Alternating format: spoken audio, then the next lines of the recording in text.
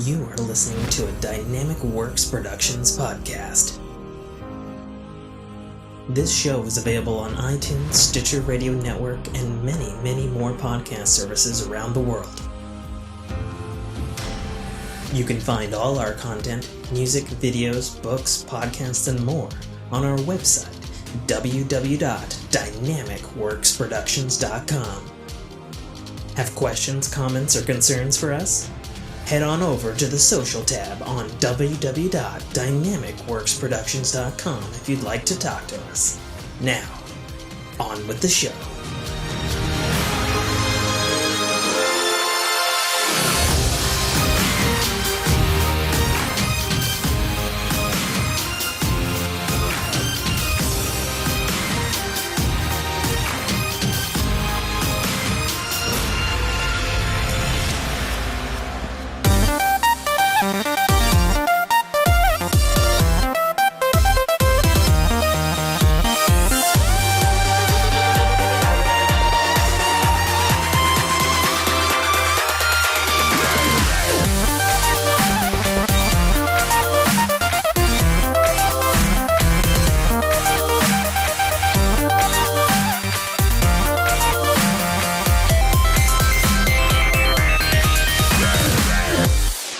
What's going on, everybody? Welcome back to another episode of the Fork in Your Ear podcast, a belated podcast at that, because I sounded like a 40-pack a day at age 40 smoker for pretty much the last week and a couple of days. Actually, it wasn't even until a couple of days ago where it even started to sound normal again. So if you hear me cough, guttural noise, or as a whole sound raspier, that is why. And we'll just cut right through to the meat of why that was. Due to unforeseen circumstances of having a different van that was not as well equipped as the prior van, I decided to, for the purposes of completing a job quickly, drill into old rusty steel hitting concrete without a mask. And it was above my head, so then it went into my air holes. Rookie move. Which, it really, 100%. I was just thinking in my head, I was like, oh, I gotta get this done.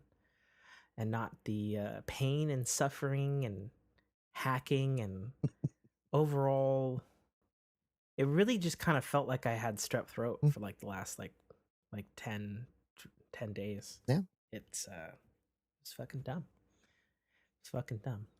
I've worked in my share of caustic environments, so like I completely understand when you're like, I inhaled a bunch of stuff.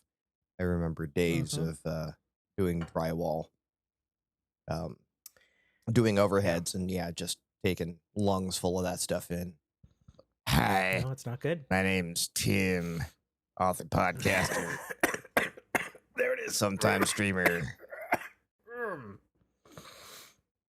Yep. So goes. Hey, we could have had the return of Wolfman Jack. That would have been fun. Wolfman Jack? Oh. Is this a persona that I don't know about? Yeah.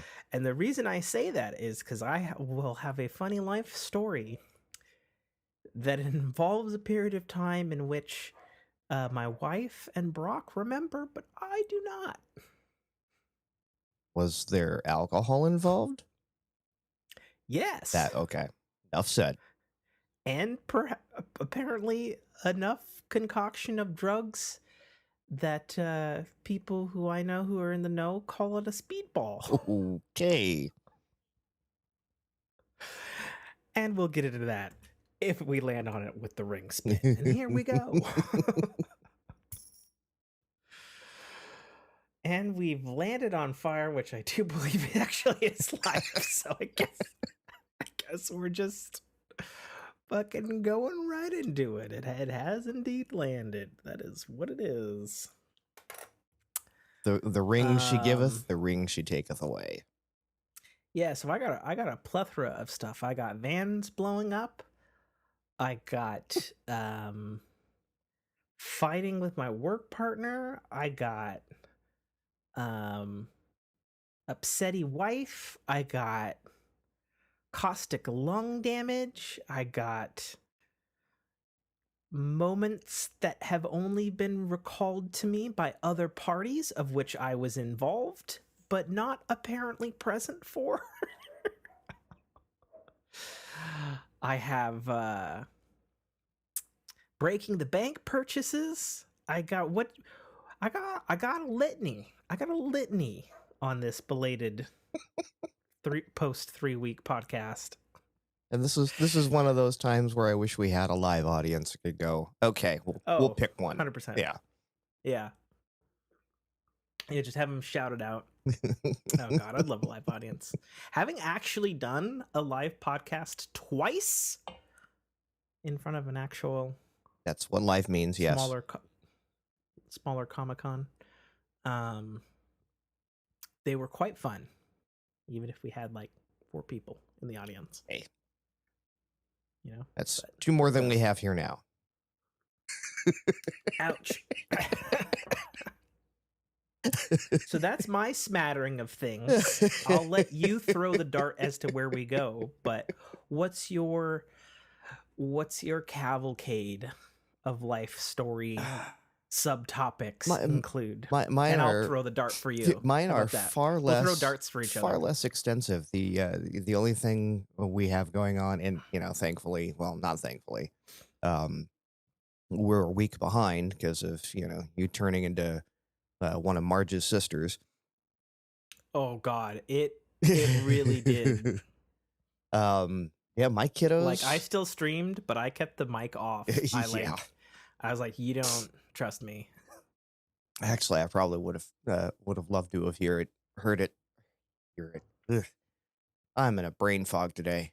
Well, you did just wake up. Yes, I woke up at 4:00 this morning, and I'd been running ever since. And I'm like, I need to catch at least a little bit of a nap before I attempt this unusual nightly venture. It's true. So we do not record on a Friday night. And this is why. I guess so. We'll keep that in mind if schedules do change. That old man requires a nap before lending his voice to a couple hours of conversation. But yeah, no, my kiddos are officially done with daycare as of today.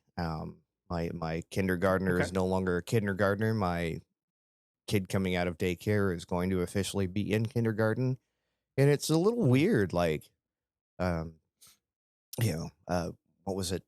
3 weeks ago now, I was mentioning how God, I'm feeling gray. Like I'm looking a little grayer, which I cleaned up a little bit for this week. Did say you did look a little more gray. And I'm feeling it. Like I'm feeling like I earned every single one of those watching these 2 little girls not be so little girls anymore. I have a dumb not being a father question. Mm-hmm. Where does preschool where does that fit in relation to kindergarten? It is before now? kindergarten. That's before kindergarten. Yeah. Okay. It's for the for the families that aren't as fortunate enough to be able to acquire affordable daycare. Preschool is basically that. I gotcha. With a little bit of an educational aspect to it, as opposed to just sitting the kids in the room and having someone watch them. Put on a Disney movie and all that rat. Fair enough. So yeah, okay. It's kind of a weird milestone when you look back on it. Like every morning I wake up and go through my morning routine of checking all the socials and everything. Check Discord, check Twitter, check Facebook. I always look on the memory page, and it's like, throughout the year I get the posts of 9 months, 3 months, 1 year, 2 year, 3 year. And I look at them now and it's like, damn. So yeah, feeling my age today. Like I'm feeling those years wearing on me. I see. So But yeah, and with that, of course, with my kiddos being on their last day of school, it also means my wife is done with her um, daily employment duties for the next couple of Oh, months. for the, as you have said before, the horrible summers. Mm-hmm. I'm sorry, my friend. Yeah. I now know what awaits you. Mm-hmm. So, did you put a bell on the charge card this time, or Nope. Can't really do it. I as far as I know, I think my wife is teaching summer school. I'm not sure. Oh, okay. So that will at least add some I of mean, that. that's still like a reduced hours thing, right? Yes. Yeah.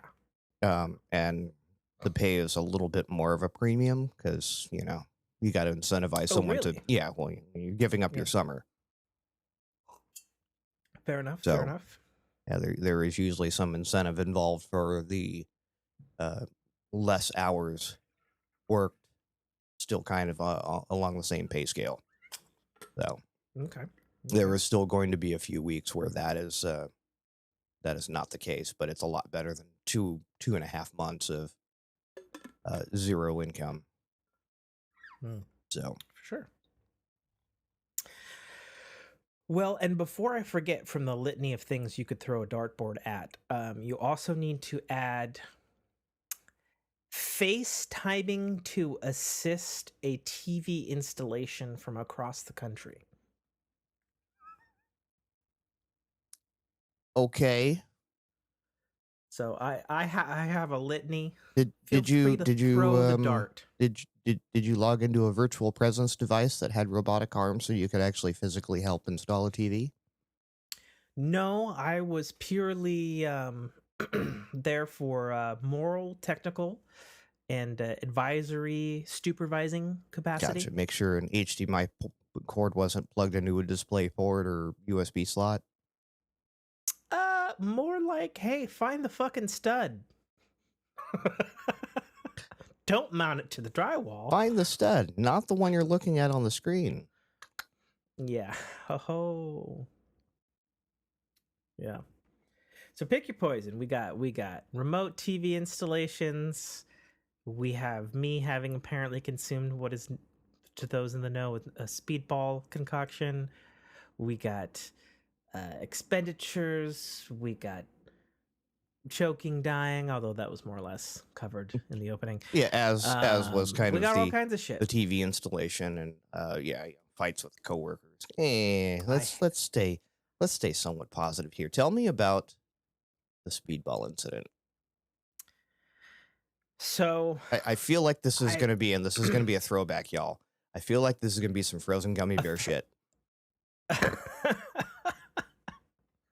while I could not hope to live up to the legendariness that is old Knuckles de old Booster. yeah, old Mike Listerine over there. um so I was dying in the throat capacity last Thursday, and Friday rolled around and it's like, okay, weekend. And I had previously and this is a PSA for all you younger folks out there who don't know, like I did, and still don't know what happened that evening in full totality. But I was dying. We had a little bit low stocks of medicines and remedies and over-the-counter drugs here, so I did vodka and Mucinex and Dayquil at about 6 o'clock, and then at about 9 o'clock, NyQuil, Benadryl, and aspirin, and much more vodka. Okay. I see a common denominator The here. next thing I remember, in full clarity, was waking up at 10:30 the next day, wondering where my wife was. To which she was doing homework and then lovingly being like, okay, should we do breakfast? And I was like, yeah, that'd be great. And she's like, do you want to talk about it? And I'm like, I just woke up. I haven't the foggiest idea what we could be talking about. And she's like, so you don't remember what you did last night? And this is And I'm one of like, those, you cheated on your wife in her dream and she's mad at you things. no, this is, I did stuff in the real world. Or as I fondly like to tell Jessica, because the previous night we had just watched, and for those in the know, episode of funny sitcom Community, in which Abed gets Alison Brie's character into the Dreamatorium. They have different versions of themselves in said Dreamatorium. And to which I jokingly said at the time, so was there a Dreamatorium, Tim? And she's like, yeah, and he fucking escaped from fucking Azkaban. And I'm like, what? What are we talking about here? So apparently, what Dreamatorium Escape from Azkaban Tim did, having had all these drugs and things in his system, apparently I was running around our bedroom screaming about my knees hurting. And when I asked my wife, because I don't remember a fucking thing, I was like screaming? Yeah, like you were on fire screaming. I was starting to get freaked out. Like I almost like called like 911 or something. And I was like, oh, what? And she was like, yeah, it was really bizarre. You were running around and you were screaming about your knees, and then you jumped up in the bed, and then you were rocking up and down, and then you were pleading with me while crying out of one eye, telling me to help you. And then you fell the fuck, like you passed out mid-sentence and then just fell down. And then I was like, or she was like, oh, I guess he's okay. And then like 30 minutes later, you wake up again, fucking screaming about your knees. And you ran into the bathroom and you fell asleep on the toilet. I love that her default response to you running around the room like a madman and literally falling asleep mid-sentence face plant is like, oh, guess he's okay then. I mean, I only have her word to go on what occurred. So,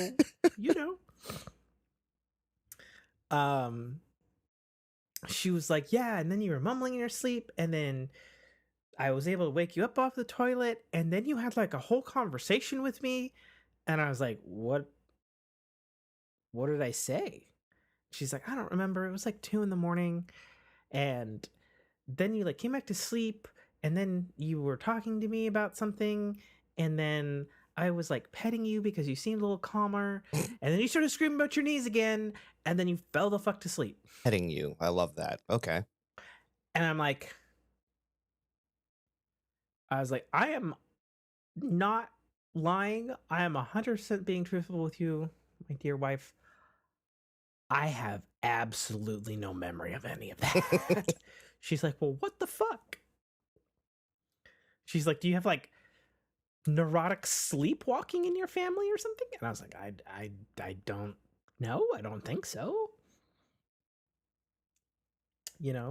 And so she was on her old work schedule then, and she had to work early, so she left, and then I knew Brock was up and visiting with his lady friend had, I guess, spent the night.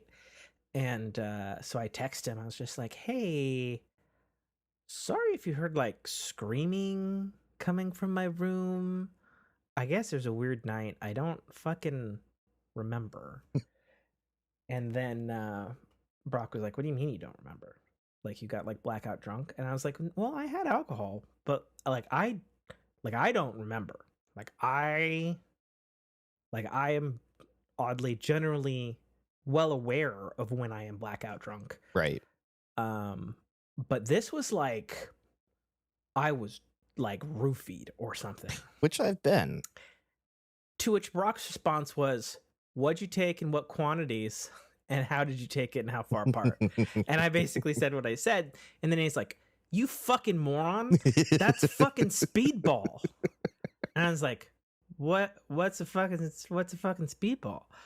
And he's like, "It's fucking like low fucking methamphetamine fucking fucking shit that like fucking dumb people would do to fucking like get high or crunk for a day." You Walter Whited yourself. And I was like, "Oh, well, shit." Yeah. That explains a chunk of my life missing. Yeah, I guess so. So, yeah. So as you sit and sip on a libation, like apparently you learned your lesson. Yeah, because I have not had NyQuil within 24 hours of this alcohol.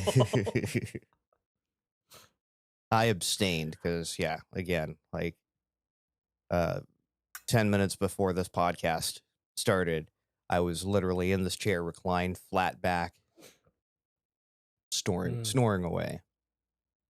Wife actually came in and checked him, and she goes, "You're sleeping." I said, "I have an alarm set." She goes, "Okay."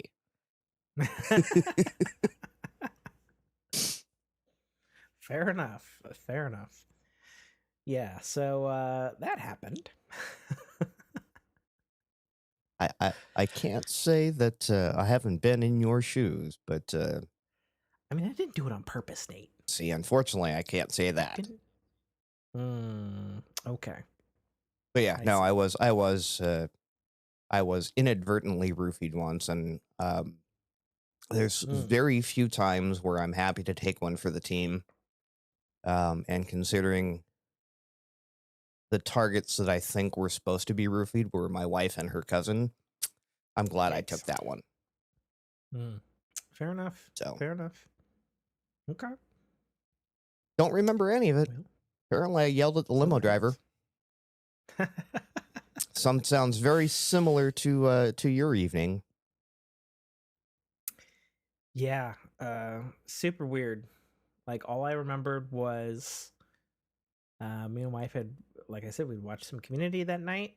I remembered she was heading to bed a little earlier because she had work the next day, and I was like not quite asleep yet, and I was like, "Oh, I'll stay up for a bit and I'll have, vodka glass number 2." And I remember being slightly buzzed walking down the hallway, and then nothing.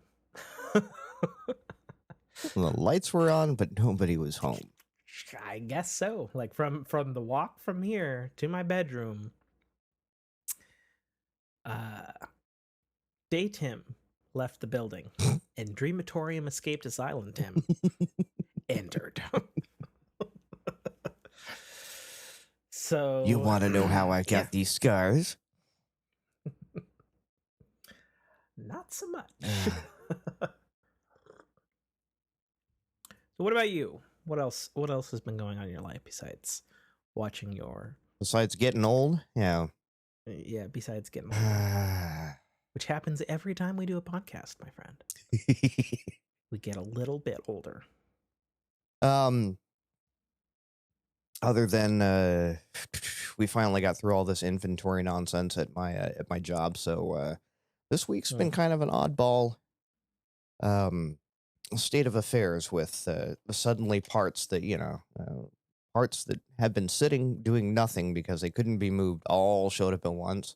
So that feast or famine has become a lot of feast. Okay. So yeah, it's been crazy days at work. Yeah, and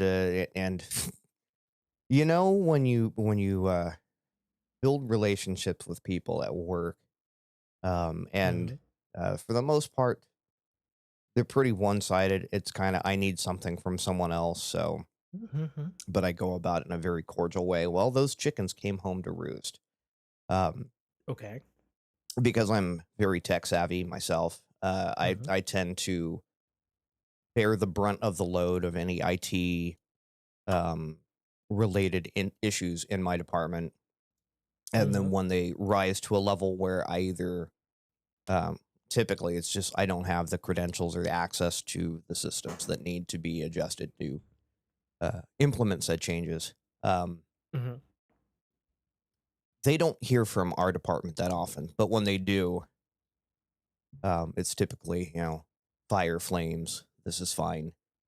Oh, Something okay. broke. And again, because I've been on that side of help desk long enough, I know how to approach someone and they're like, I need this now. And it's like, okay, I hate being this way. It's kind of mission critical. I don't come up here for bull crap. Mm. And they've always taken care of me. Like they're pretty on the Right. spot. So the other day I happened to be walking by the IT office. And Mm-hmm. when I find myself in that part of the building, I tend to just poke my head in and say hi. Just, again, relationship building. Okay.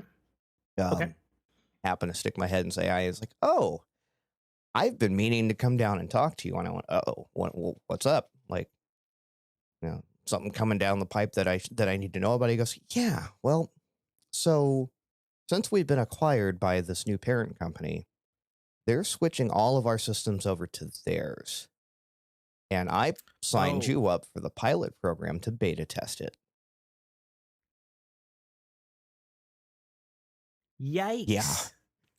What a dick move. It was a very dick move. But he knew that, again, it was just one of those. And I already okay, cool. Yeah, sign me up. I got the emails. I started setting everything up. And it was just bug after bug after bug after bug after whatever. And it was just like, okay, your instructions are written poorly. This does not compute. This system doesn't work in the manner of which so I'm documenting everything, screen capping everything, and setting it up and carbon copying him. He's like, and this is why I put you on the beta. I'm like, okay, Yikes. Well, okay then. yeah, yeah. We're switching Jeez. everything over from your standard computing system to a fully integrated cloud based, Mm. all done through Microsoft and Azure and some big boy systems. But yeah, Sure. we like many smaller companies, and where I work now started off literally out of someone's garage, and turned Yeah. into the beast it was. Um, Capital expenditures on that kind of bulk licensing is very, very expensive Oh, no shit. unless you Yep. can justify it. So we did, as many small businesses do, cobble together 4 or 5 or 6 or 17 different software solutions Jeez. and pray that they all talk to each other. And we've limped along that way for, Mm.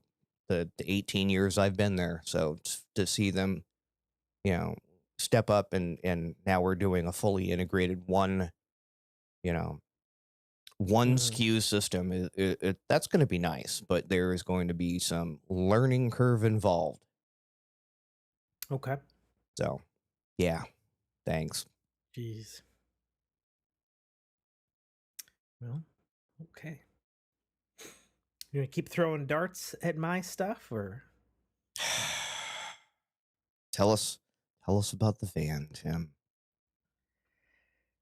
Well, you know a little bit about I know this, everything about this. as you know, Yes. because it sparked quite the automobile debate between you and I. Some generational knowledge was shared Yeah. in both directions, I might add. Yeah. We both learned a lot that day.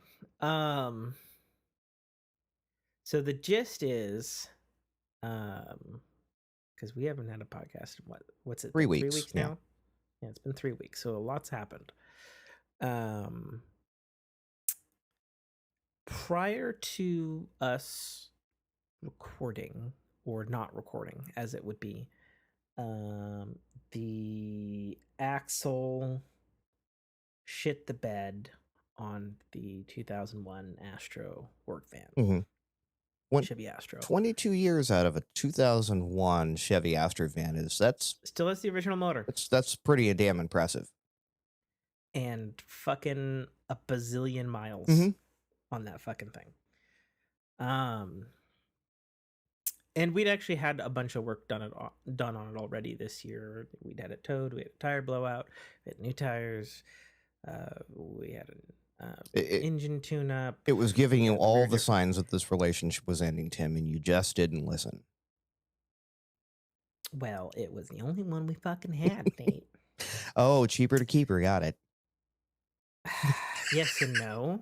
By the time we got to the axle, it was like, okay, we've spent enough to get another vehicle, or at least get started on another vehicle. Shipped the old lady out and got a younger one, huh? Yes and no. So basically, we were faced with, because we just had the rear differential done, Mm-hmm. and it had been running like a top until the axle went, which was a whole fucking fuck you run around. Mm-hmm. I spent a whole day running back and forth between two different ends of the city that I live on, between the maintenance shop, or the car shop that I get the van worked on, and then Les Schwab on the other end. And Les Schwab was like, or the car people, or the repair shop was like, Les Schwab fucked up your brakes. Mm-hmm. Take this shit back to Les Schwab. Went to Les Schwab. Les Schwab was like, no, it ain't us, because we did not do the rear brakes on this vehicle when you had your brakes done at the beginning of the year. And I said, the fuck you say? I said I wanted all the fucking brakes done, and you told me all the fucking brakes are done. And charged me accordingly. And Yes. they were like, well, no. And they did charge me correctly. Okay. They're like, if they said that, that was wrong. I was dealing with somebody different than who I dealt with at the time. And they're like, if they said that, they did not do that, because we only have the work orders for the front ones, so the rear ones didn't get done. There was a note that said that they should be. And I'm like, I'm pissed about that, but okay. Took it back to the fucking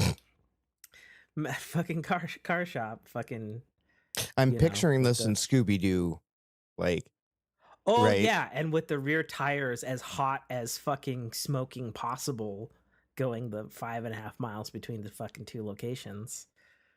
With my work partner Brock traveling behind me just in case it fucking explodes on the way over. I know what that car fire looks like. There was one on the freeway on the way home today. Yeah, I bet. So yeah, so we got it in, and then a day and a half later, and then he's like, well, I have good news and I have bad news. And then he's like, what's the good news? He's like, the good news is we will be able to fix it. And I said, what's the bad news? He's like, the bad news is we're looking at like 2.5 weeks, because I have to get your axle fabricated, because they don't build that axle anymore. There's a local shop in town. I've already talked to him because I value your business. We can get it pushed to the front of the line and get it started fabricated in the next 2 days. But that shit just takes time. And I'm like, fuck. Well, we have no choice. Fucking do it. Right. So we pushed all of our shit for a week and tried to run out of the back of my partner's Subaru Forester. No. Which we got a couple of things done. We couldn't get everything we needed to get done. And we had a bunch of other jobs that needed to get done. And then more work piling in. And then the work just fucking piled up to the point where, at that point, at pushing things back, we were behind by like a week and a half. Oof. Which is a lot Yes. for us to be behind. Then Friday rolls around, call the car shop, be like, hey, I just would like an update, please. How's it going? They're like, they're fabricating it. He's like, maybe next Wednesday. And we're like, okay. Okay. Then Friday, we're looking at each other and we're like, we have so much fucking work we could be doing right now that we can't do because this is down. We realize this is not an every time thing, and obviously fucking Les Schwab fucked up and didn't do the goddamn brakes when they fucking should have, which fucking took out the fucking axle. This wouldn't have been a problem, but all the same. And so we reached the conclusion that, like, okay, we need to at least start shopping so that we either have a replacement or a secondary thing, or a secondary van. Searches were done. We found some stuff Saturday. Ended up being like, well, that's pretty good. We're still kind of in our situation with the van. If it's still fucking there at this lot, we'll go fucking look at shit on Monday. Right. Sure enough, it was.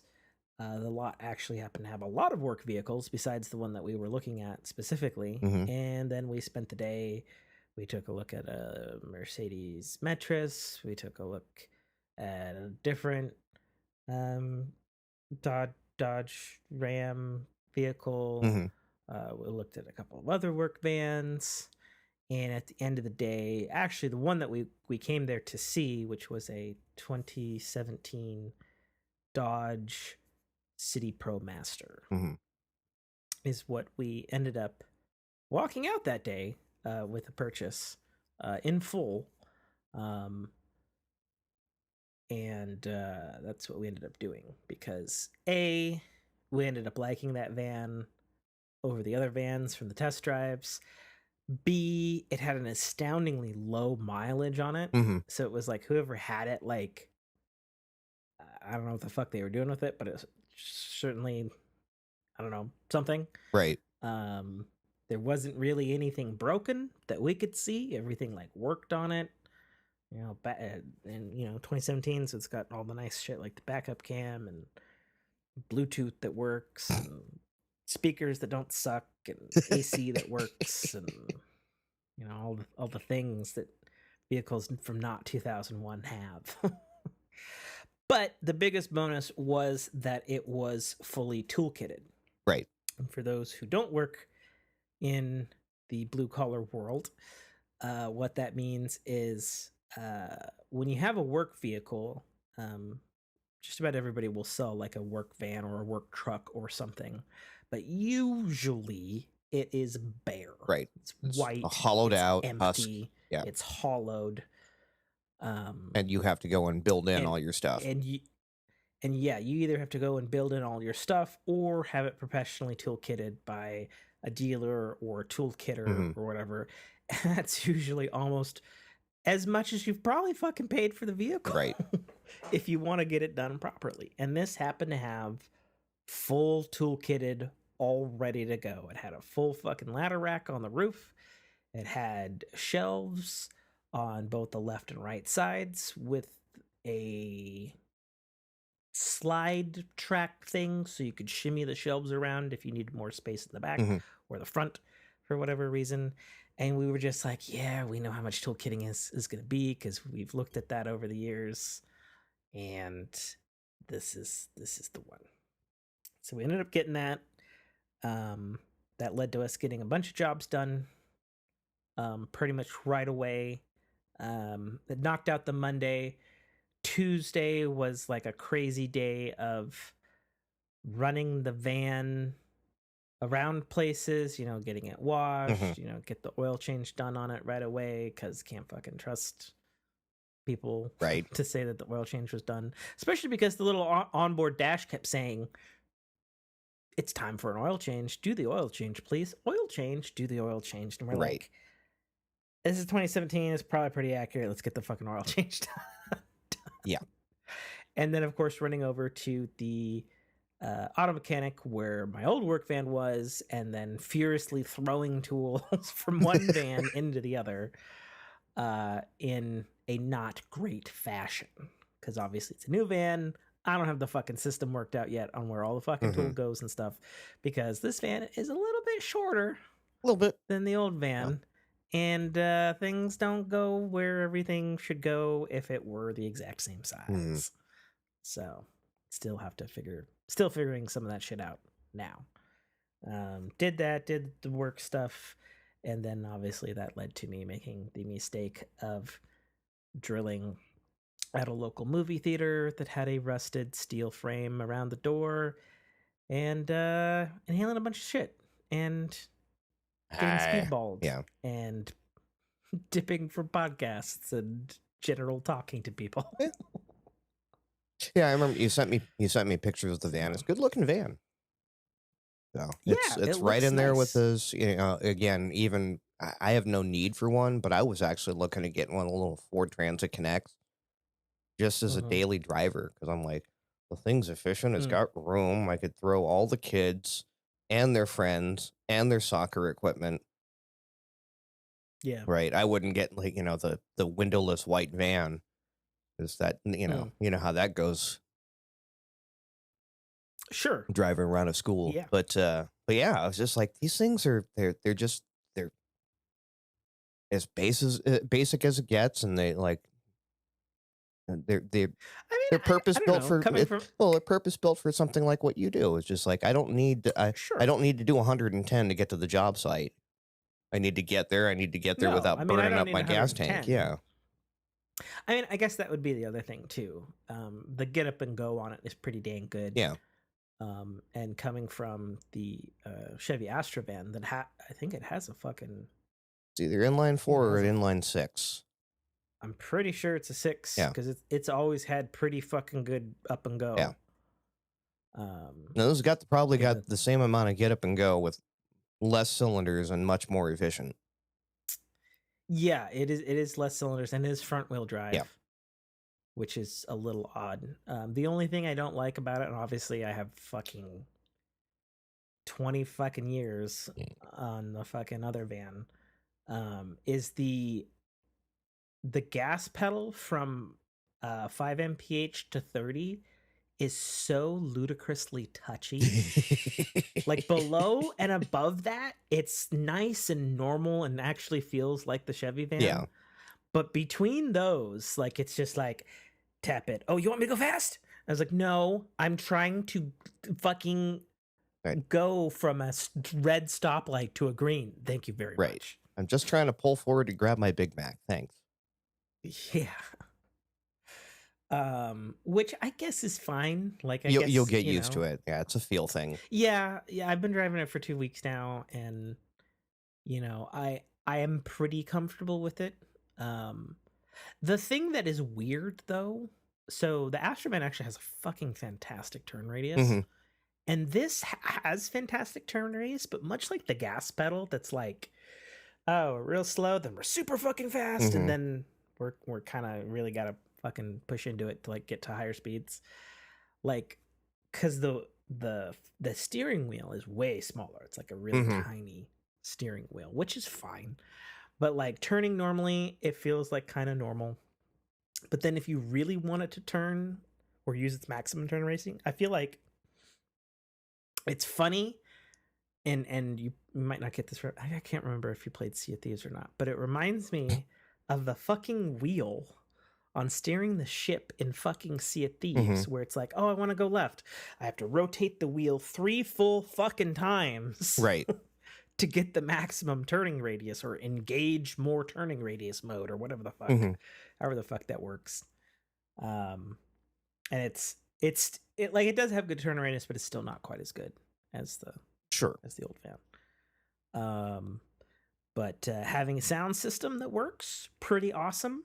It's pretty cool to not have to drag my, I can't believe it still fucking works, 2015 Ultimate Ears Boom 2 that still holds the charge and lasts all fucking day and night. God, what a fucking terrific product. I'm telling you kids, buy if you want a fucking portable Bluetooth speaker that's built like a brick shithouse and lasts for fucking 18 hours. The UE Boom 2? Yeah. Get an Ultimate Ears. And I know the version 3s are just as good. But so what about all that overhead stuff? Isn't that nice? No. No? You don't like that? No. So here's the thing. So the Chevy Astrovan being a little bit bigger, the cab was a little bit bigger, and we had a lot of shit in our cab. Like I was able to have my dash cam, I was able to have a full fucking thing for my water bottle, I was able to have, my thing for my phone, able to have a fucking trash can, able to have antifreeze and oil behind one seat. Hell, you were able to do podcasts out of that damn van. Yeah, and we did. I know. And so, like, driving it, you have a much bigger, like, window radius. Like, I can see way more of the street and around me because there's just more glass, more room. Right. Where these new transit things, they're actually built more like a car on up front. Yes and no.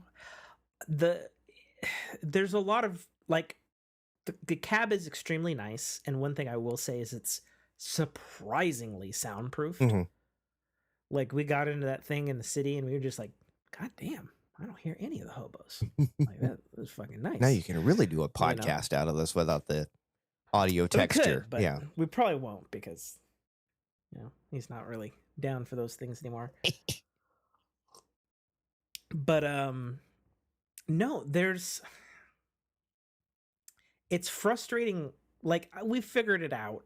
Like we have a system, it basically works now. But like, so for example, like my old one, I was able to fit a fucking 48-ounce fucking thermos in the cup holder, and now I have to use this water bottle that has like a fucking 3-inch diameter because it's the only thing that will fit in the cup holder, and the cup holder is like down below my butt, like below the fucking e-brake, and fucking it's weird. And so there's no cup holders up front near the things at all, which is weird. There is a bunch of storage overhead, but it's only like about 5 inches of space. So it's like, okay, if I want to put a jacket up there, I have to fucking fold the jacket. You know, if I want to put the clipboard, I got to make sure it fucking fits up right there correctly or whatever. You could squeeze the UE boom up there. I don't need to because the sound system works. But like, yeah, it was frustrating because I was trying to get, I need to have my phone, I need to have the dash cam, initially our cigarette lighter adapter plugs. It worked for the first day and then it died and we didn't really know why. And then so we fucking ran on big old multi USB-A port batteries for like the next week and a half until I dug through the user manual. I was like, okay, well, it looks like, because they have like rings of orange LED light around them in the cab, and they're like, well, it says if the orange light's on, they're like working, right? But then they're not receiving power, and then they're like, you need to open the fuse box in the hood and replace, fuse F5 or whatever the fuck. I was like, okay, well, I could believe that since it's 2017, somebody had this before me and whatever. Right. Did that. Those are working now. But it was frustrating to like get the dash cam mounted. So I have it like super fucking high up on the dash because it's the only place that gets any kind of fucking shade. Okay. It's not full shade, but it's enough shade so the fucking dash cam doesn't overheat. And then since there's no cup holders, I can't use a cup holder like phone thing. I tried mounting to the dash, but it has that like the flimsy air vent thing, salt flat type texture on everything, and nothing fucking sticks to it. And I was about this close to fucking drilling straight into the dash and being like, fuck you, I'm putting this here. But then I was like, no, I won't give in. So I have one in the air vent on the left side near the mirror for my phone, which it works. I do need to adjust it from time to time so it doesn't fucking fall out of the vent. But ultimately, that may be better, especially in the summer, because it's right near a vent. So the AC is keeping my phone that's running 1,000 apps and GPSs and tracking and then playing music to the thing and running work apps and all kinds of shit. Keeps it cool. Yeah, until you transition to winter and it does the exact opposite and all the heat comes out of there. How about you shut your fucking mouth, I'm saying I have an air vent phone mount. I have 3. Shut you. Yeah. Shut up. I don't want to hear about it. Yeah. Stop it. The mornings, the heat goes on the toes. Or I end up picking up a hot brick of a phone. Okay. But yeah, no, nice driving home. Cross that bridge when it comes to nice driving home in the summer, and it's like, oh, my phone is nice and cool. Yeah, I haven't actually driven it at night yet, so I don't know how the headlight situation is on it. Okay. Because of the way the Chevy Astrovan is designed, it's like tall in the front, so it gets pretty good light angle to it, and obviously I'm used to it from driving it for years. So we'll see how the new ones do. Yeah. As a Washingtonian, and since I've already driven it in the rain, because still get rain even though it's fucking summer. Yeah, I mean, the sun literally just went down, what, 5 minutes ago? The speeds on the wipers leave something to be desired.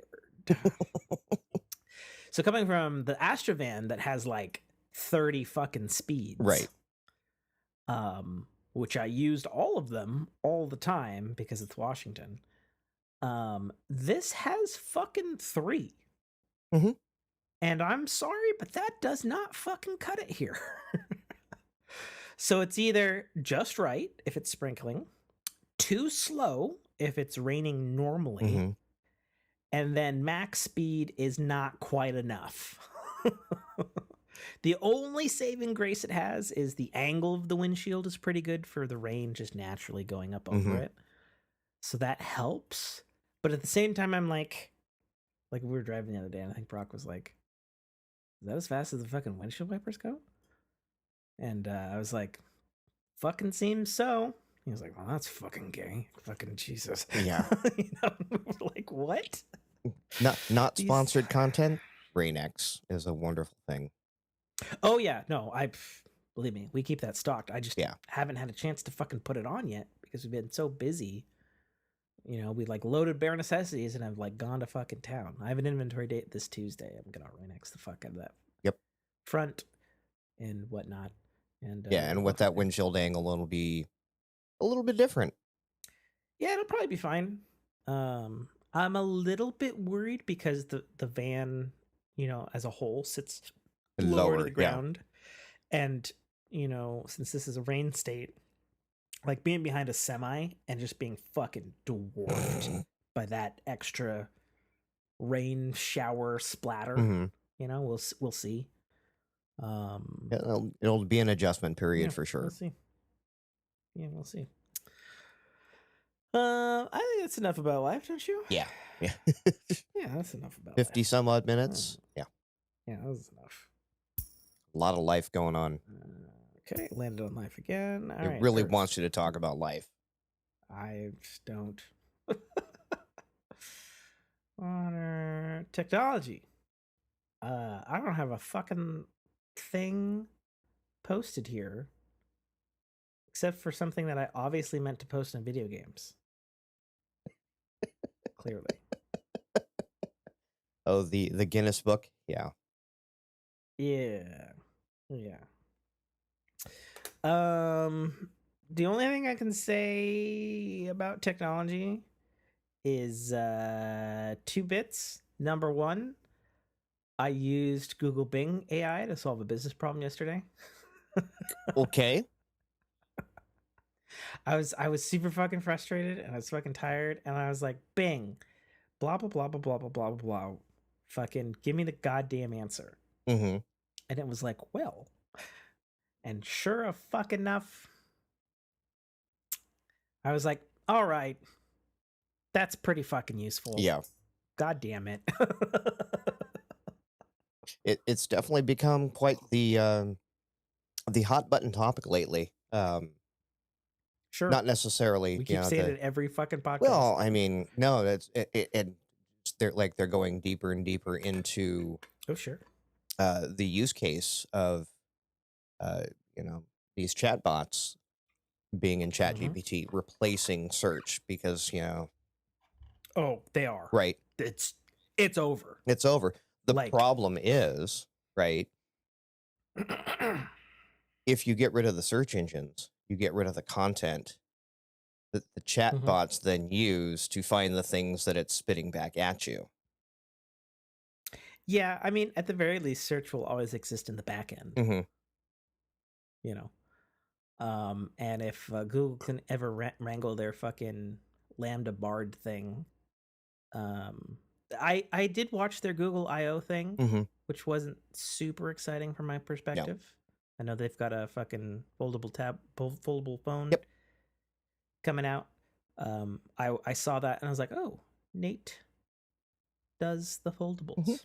I think we talked about that last cast, and I said the one thing that they're actually, Did we? yeah, I think the one thing they're doing right is one of the big gripes I have with the Note, not Note, the Galaxy Fold that I have is the wonky ass aspect ratios that this phone has. It's very narrow and very tall in its folded form, and Mm-hmm. it is not quite 16 by 9 in its fully open form. And that seems to be the one thing the Pixel Fold has gotten right. It's like it's a true 16 by 9 folded, and literally double that. So I think it actually maintains a 4 by 3 aspect ratio fully open. So Mm. apps don't have to kind of try to figure out what it has to be. Right. So about time. Well, all I'm saying is Apple solved that years ago, and had Google just stolen that, they would have been fine. What, foldables? No, the fucking app knowing Oh, yeah. being ratio independent Mhm. blows my mind, because this is the solution was fucking simple. It was like, okay, render your GUI in Vertex. Mhm. Done. Yep. And then it just defines to the GUI, okay, this is the end of the screen. Okay. Mhm. Well, I have a couple UI. apps on my phone, the NFL app being one that I use most often, that I don't care if I okay, hold phone, opens up like a Mm-hmm. book, right? As soon as I Yep. touch the NFL app, it goes, "Nope, you need to go this way." And It's silly. I've tried going in the settings, I've tried forcing it, I've, through the developer options, and it's like NFL app says, "Nope, you're going landscape." Silly. Yeah. Absolutely silly. But yeah, no, like just the whole premise of, asking a search engine and getting an answer, not asking a search engine and getting 20 ranked sites. Well, I'll say a little bit of what the problem was, that I didn't have the fucking mental capacity or fucking whatever. Basically, the problem was, for my company, I had a bid for 6 items, but for the purposes of the client, who is then showing this bid to his client, so I guess I'd be a sub. Yeah. He needed 2 of the items to cost more than the other 4 items, but still totaling 6 items, but still totaling Gotcha. the total sum of the bid. And I was like, I was doing it the fucking old school way, and I was like, this is fucking stupid. And then I was like, Hey, Bing, if a train hey, traveling Bing, east if at I have 20 miles this. an hour, Yeah, it was literally that fucking problem. And initially, it responded with, "Okay, XXBY solves for blah blah for right. solves for this." You're like, And I then I was like, fucking know "Okay, that. hang I'm on." trying to avoid this. And I said, "Hang on. What can we do it in actual like money numbers, and like say these are products?" And then they're like, and the Bing was like, "Oh yeah, I got you." And it's like, this would be this, and this line item is this, and then this line item's this, and it's like lickety split. And then I was like, "Yep, got it." Yeah. And then, because I wasn't necessarily 100% going to trust it, then I did a little math just to check, Right. to make sure that its math was right. And I was like, That's clever. oh, I'm Yeah. going to be using you. Because I hate that shit. Right. And why, if I can just get it done? Mm-hmm. And that entails the big crux now is like, why would you search engine optimize for something that isn't going to matter because you're no longer going to be ranked? You're going to ask ChatGPT, you're going to ask whatever your search engine is a question, and it's going to give you an answer, not here's 5 sponsored sites, here's 10 sites that'll give you the answer, and here's 20 more garbage ones. So it's really, it's throwing the revenue business on its ear. Yeah, and Microsoft don't give a fuck, because it's driving people to Edge, it's driving people to Bing, and specifically in my case, it's driving me to Skype because that's where I used the thing. Because it has a little thing right at the top of the chat, and I was like, okay, go for it. Show your worth to me, mighty Empire AI, and I'll be goddamned if it wasn't fucking a fantastic fucking experience. Great. It's great until it puts itself out of work. It's true. So the data's got to come from somewhere. True. It's again, we're absolutely talking about the writer's strike recently, and it's like if you pull all of their works of art out of the learning model, how good is the writer AI at that point? Yeah, it's interesting you say that. So I do have two other bits that aren't in here that come to mind. So I was actually reading a blog about some updates to Novel AI, of which I do subscribe to, and they were talking about to their Opus users tier, which is their highest tier, of which I am a subscriber of. They have a new language model, and there is Mrs. Fu behind him, looking like, where the fuck is the thing that I'm looking for? She sits down, dressed in full Charizard. Is that what that is? Yes. I was wondering what the fuck it was. I was like, what? It even has a tail. Okay. But she made the mistake of closing in the car door. Oh. Yeah. She didn't get far. Yeah, I bet not. Is it like a little pajama jumper? Yeah, it's a onesie. Oh, that's cool. So, yeah, so they introduced two new things to Novel AI. They introduced it's a beta right now. Like I said, it only open to the Opus users. Calypso, which is apparently a new AI writing language module, which they said was trained by them, whoever all the people them are, right? In ethereal them, AI, yeah.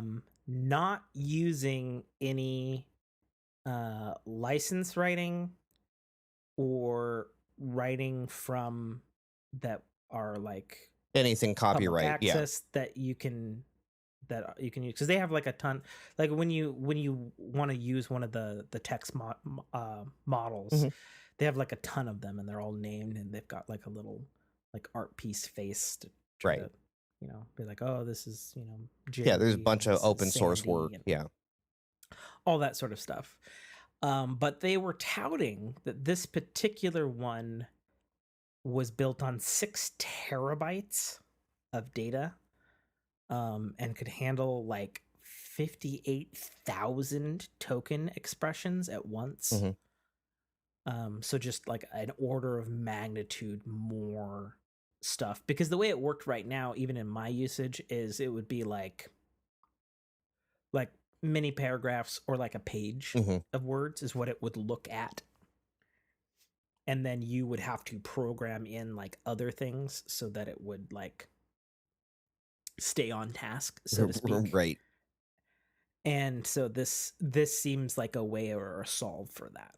Like, okay, look at it all, or at least a large chunk instead of a smaller sample. I thought that was kind of cool. And then super cool because I haven't seen this with other people. It's possible Adobe and Stable Diffusion have something on this, but I'm not sure.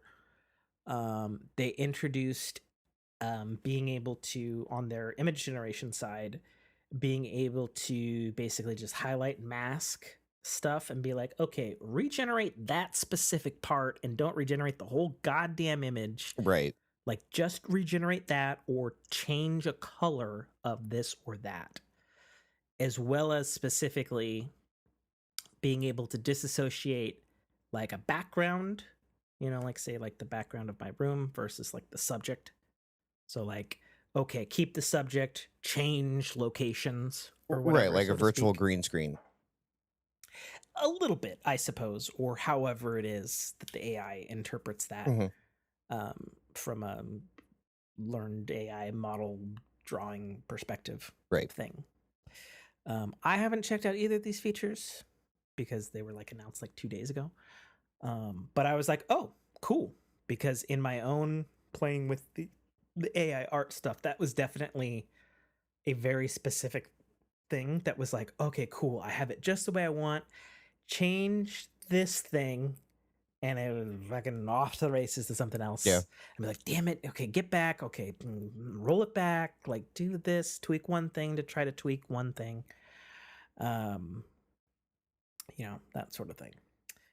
And then the only other thing I was going to say on tech was I was actually right before we got on, I was eating dinner and I was in the middle of watching a really cool Linus Tech Tips video where they got allowed into the San Diego, it's like SRML, and they are the company who are building the laser technology, EUV technology, that is the thing that is making the silicone chips at like TSMC and Oh, Intel and nice. stuff. Like Okay. they're building, and they had a really cool stuff of like, this is how it all fucking works.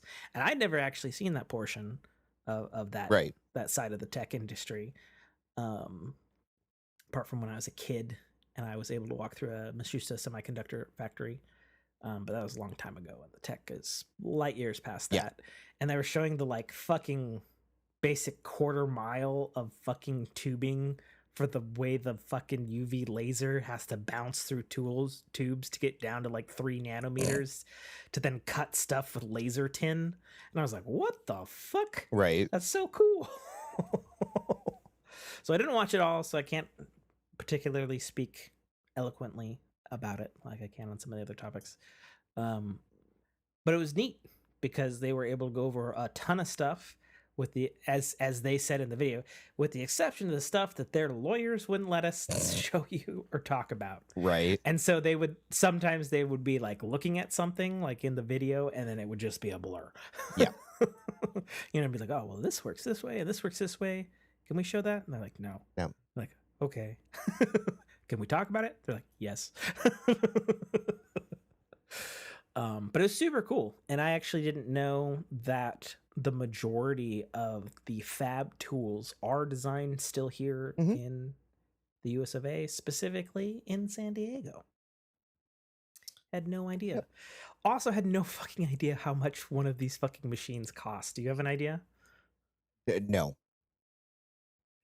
A single machine that is designed to fabricate chips, I don't know at what quantity, but is designed for an uptime of like 8 days Mhm. before needing to go down for a few hours, is a $200 million machine. That makes sense. You imagine how many And processors that makes in 8 days, though. yeah. It recoups a cost. Yeah, the last thing I saw before I popped over here with you was they were saying they were currently on track to have fabrication machines that were going to have an uptime of 95%. Currently, they're at 90.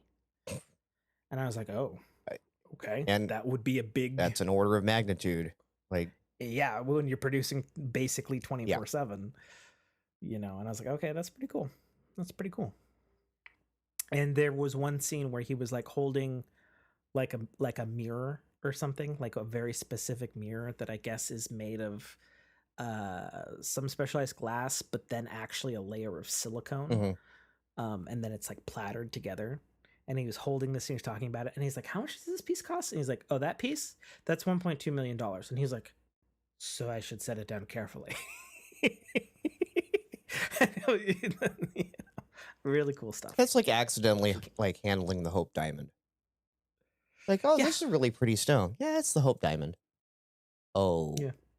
Here you go. Let me just put that back. Yeah.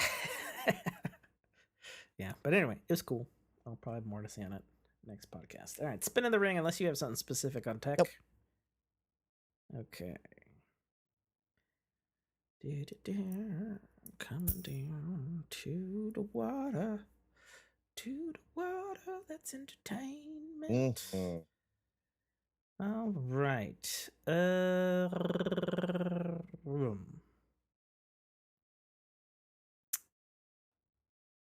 Scrolling back. I don't recall if these were talked about. Did we talk about Lita 2 or Babylon 5 last I don't podcast? believe we did. Don't remember it. Alita Battle Angel 2 movie. Almost everything but all but confirmed. Nice. Okay. Essentially, what was stated by both director Rodriguez and the producer of basically everything James Cameron's ever done was that Little Battle Angel 1 was able to be done because of the technology advancements of Avatar. Mm-hmm. And they said, likewise, Avatar 2 will also inform the advancements that can be done for Alita Battle Angel 2. And then somebody was asked directly, so is this confirmation of Alita Battle Angel 2? And then the producer, who's obviously the money man behind James Cameron, was like, we are actively talking about it with Disney and we should know soon. Cool. And my guess on that would be, once again, James Cameron, from the crazy Avatar success and the fact that Alita didn't do too bad, didn't do Avatar numbers at the box office. Nothing does Avatar numbers at the box office.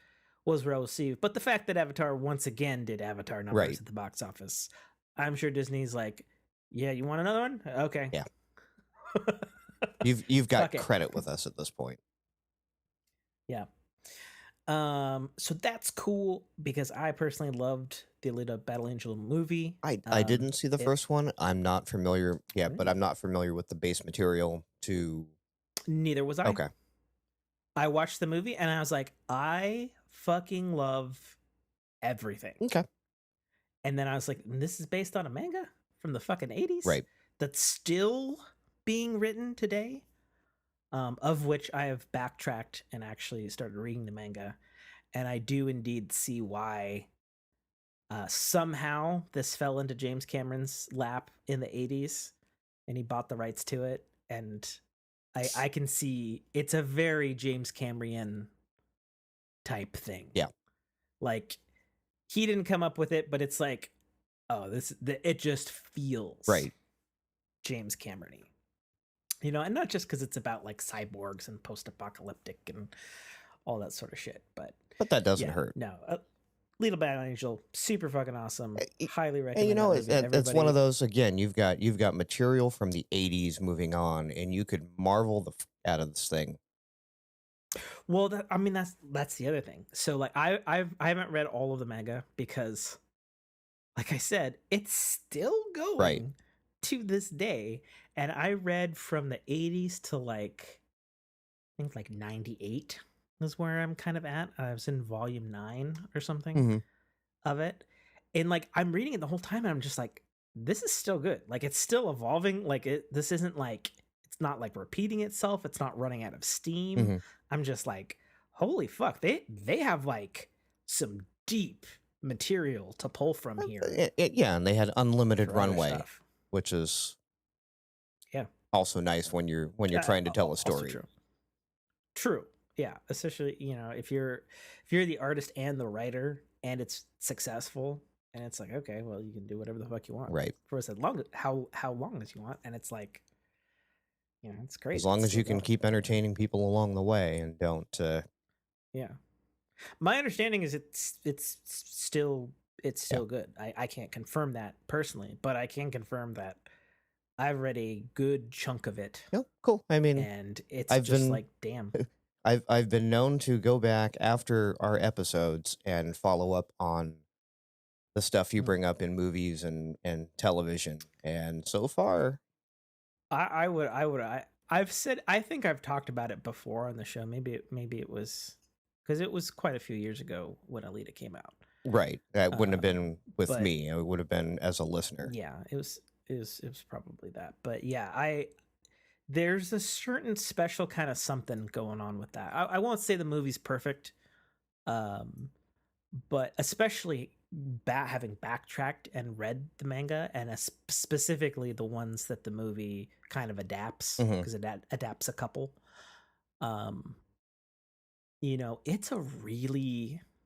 It's one of those rare things that's just like, damn, they actually adapted it instead of like like they didn't butcher it. It wasn't like it wasn't that commonplace thing of like, oh, there's a really good book and there's a movie, Right. and it's okay, or nothing at all like it. Like, it was genuinely a really good adaptation. Okay. Even though I didn't know that. Well, you'll probably get a message from me in a few days going, okay, I saw it, and yeah. Yeah, if nothing else, Nate, it will scratch a cool sci-fi and just wicked action Okay. itch if you don't like the characters or fall in love with the world like I did. The big yeah, eyes thing creeped me out. So that's fully explained I'm sure. in an in-universe thing in the movie. It creeped me out in what was it? Ready Player One. Sure. That was just cuz Right. this has an actual, It's a plot device. at least yeah. when I saw the answer, I was like, yeah, okay, I buy that. Okay, makes sense. Tracking, absolutely flabbergasted me. So there was a Babylon 5 animated movie, not just announced, but fucking coming out in like July. And I was like, what the fuck? With all air quotes surviving cast members returning to their roles. But it's like done. Like, it's not even like a so it's not even subject like to the writer's strike. It's done. No, yeah, it's done. Cool. Like, it's printed. They're just doing like touch up on animation and editing and stuff. Well, now is the right time to release it, because well, it's so funny because, like, there was the Babylon 5 CW reboot that was announced, and we've talked about it here. And obviously that's it was in a little bit of limbo when Warner Media and Warner Discovery merged.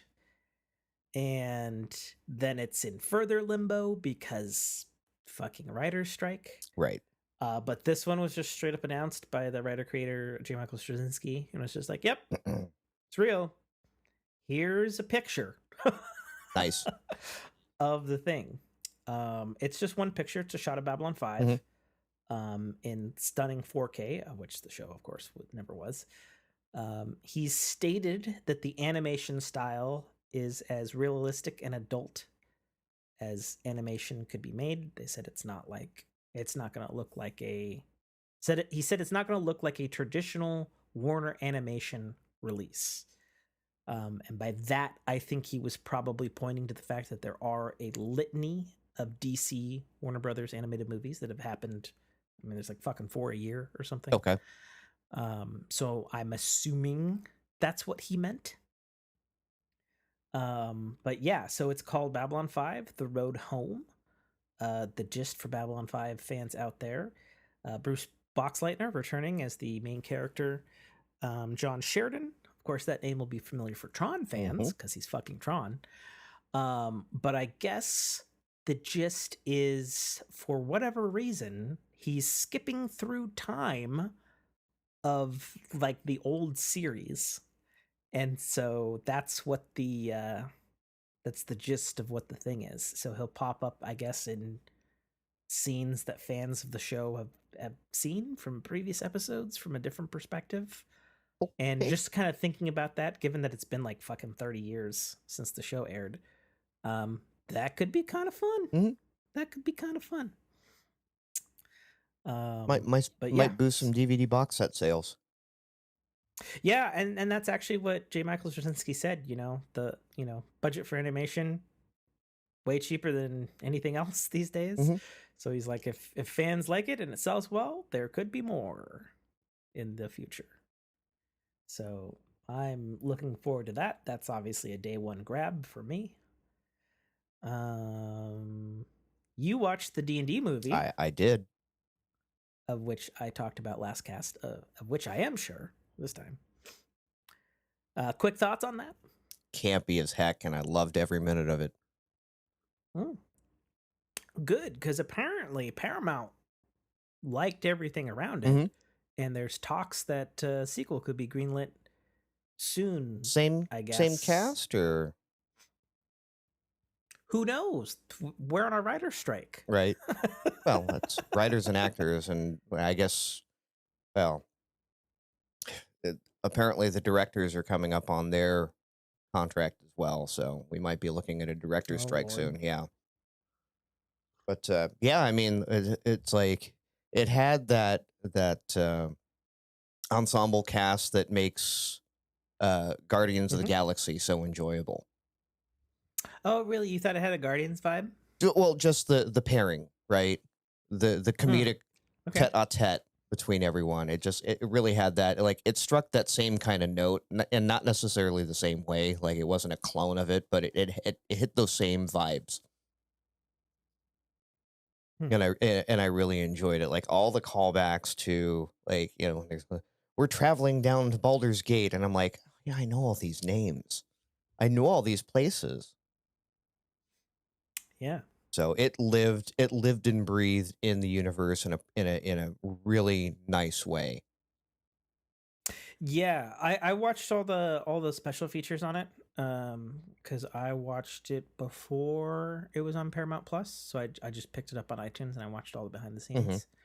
And they did a couple of really cool things. Number one, they were like, when they set out to make it, they're like, we don't want to make a dumb on the nose. Right. Oh, there's a character rolling a D20. Right. And you know, and they're like, we didn't want to do the Jumanji thing where they're sucked into the pen and paper game. They're like, we wanted to capture like a real D&D adventure. Yep. And they said really coolly, and there's like a whole scene of this. So instead of a script reading, they had Wizards of the Coast make a D&D campaign out of the script, and they had the actors play the full campaign of their script as their characters. And there's a bunch of behind the scenes stuff of like Chris Pine and everybody else just playing fucking D&D. That's like the ultimate table read. And I'm like, that is the greatest fucking script thing. And the actors were talking about it, and they're like really jazzed, at least obviously the interviews. But they're like, yeah, that was honestly the best like bonding like cast meeting thing, because like, you know, they're like, we're doing this instead of a script read, and they're like, okay, it's in our contract, you know. And some of them who were less D&D inclined, right? I think Michelle Rodriguez said was like, yeah, I was kind of leading because I know how to play because I do, right, you know, in the behind the scenes. But the paladin guy was saying, yeah, we finished it and it was really fun. And I was saying, I was like, oh man, can we like go again? You know, kind of thing. But what a cool thing. Yeah, what a cool thing. So yeah, it was real clever. And I think I remember asking him, like, so do they do any tropey stuff? And you're like, nah, not really. And there was one, and that was the which one? The hither thither stick. Oh, right. And she's like, nice save. And I'm like, the thing that I thought was on the nose was like them trying to get across the chasm. Right. Slight spoiler alert. Mid movie, and they're like, "Oh well, I got some rope scene. in my pack. Yeah. Maybe I could attach it to a grapple hook." And I'm just like, my wife, as you do, yeah, and her best friend when they were still living here, and we did the 5e starter pack. They literally had that exact conversation because they both fell down a fucking pit. And I was like, wow, that's fantastic. But yeah, and like it hit those, and it wasn't, and again, it wasn't cheesy. Like it hit that right amount of camp. They'll look at someone and go, nice save. Like, that's not inappropriate term. but it's also a perfect term for that. Yeah. That and the treasure chests in the maze. You Like, mean the mimic? mm-hmm. Yeah. Yeah. Fun times. Good movie. Go watch. Do recommend. Yeah. Very good. Speaking of a movie that I feel maybe has been underrated by the populace. So with the new Max, air quotes, new streaming service, me and the wife watched Shazam: Fury of the Gods, sequel to Shazam, which was a very fun first movie. And Going not into Kazam with Sinbad. wasn't there one with Shaquille O'Neal too? Yeah. So there'd been a lot of mixed stuff about this. The reviews were mixed. People seemed mixed on it. A lot of people were saying, it was trying too hard to be a Marvel movie and it lost what was successful as Shazam. So I knew all this fucking bad PR going into it and stuff. Me and my wife watched it and we were looking at each other at the end of the film of like, that movie was fucking great. What the fuck was everybody's fucking problem with this fucking film? That was a worthy sequel. We felt it kept good to the what worked in the original film. It expanded on stuff. It was funny. Mm-hmm. It was, everything a good sequel to a good first movie should be. Honestly, we didn't even feel there was that many plot holes. There was a little Shenanigans. MacGuffin-y stuff that was a little like, okay, well, that's all right, MacGuffin stuff. Right. But other than that, like, it was a really fucking solid movie. We were just like, what? Did people not remember the first film? I don't understand. Because the internet's got to hate on something sometimes. Yeah. Yeah, so Shazam, it's good stuff. Good stuff.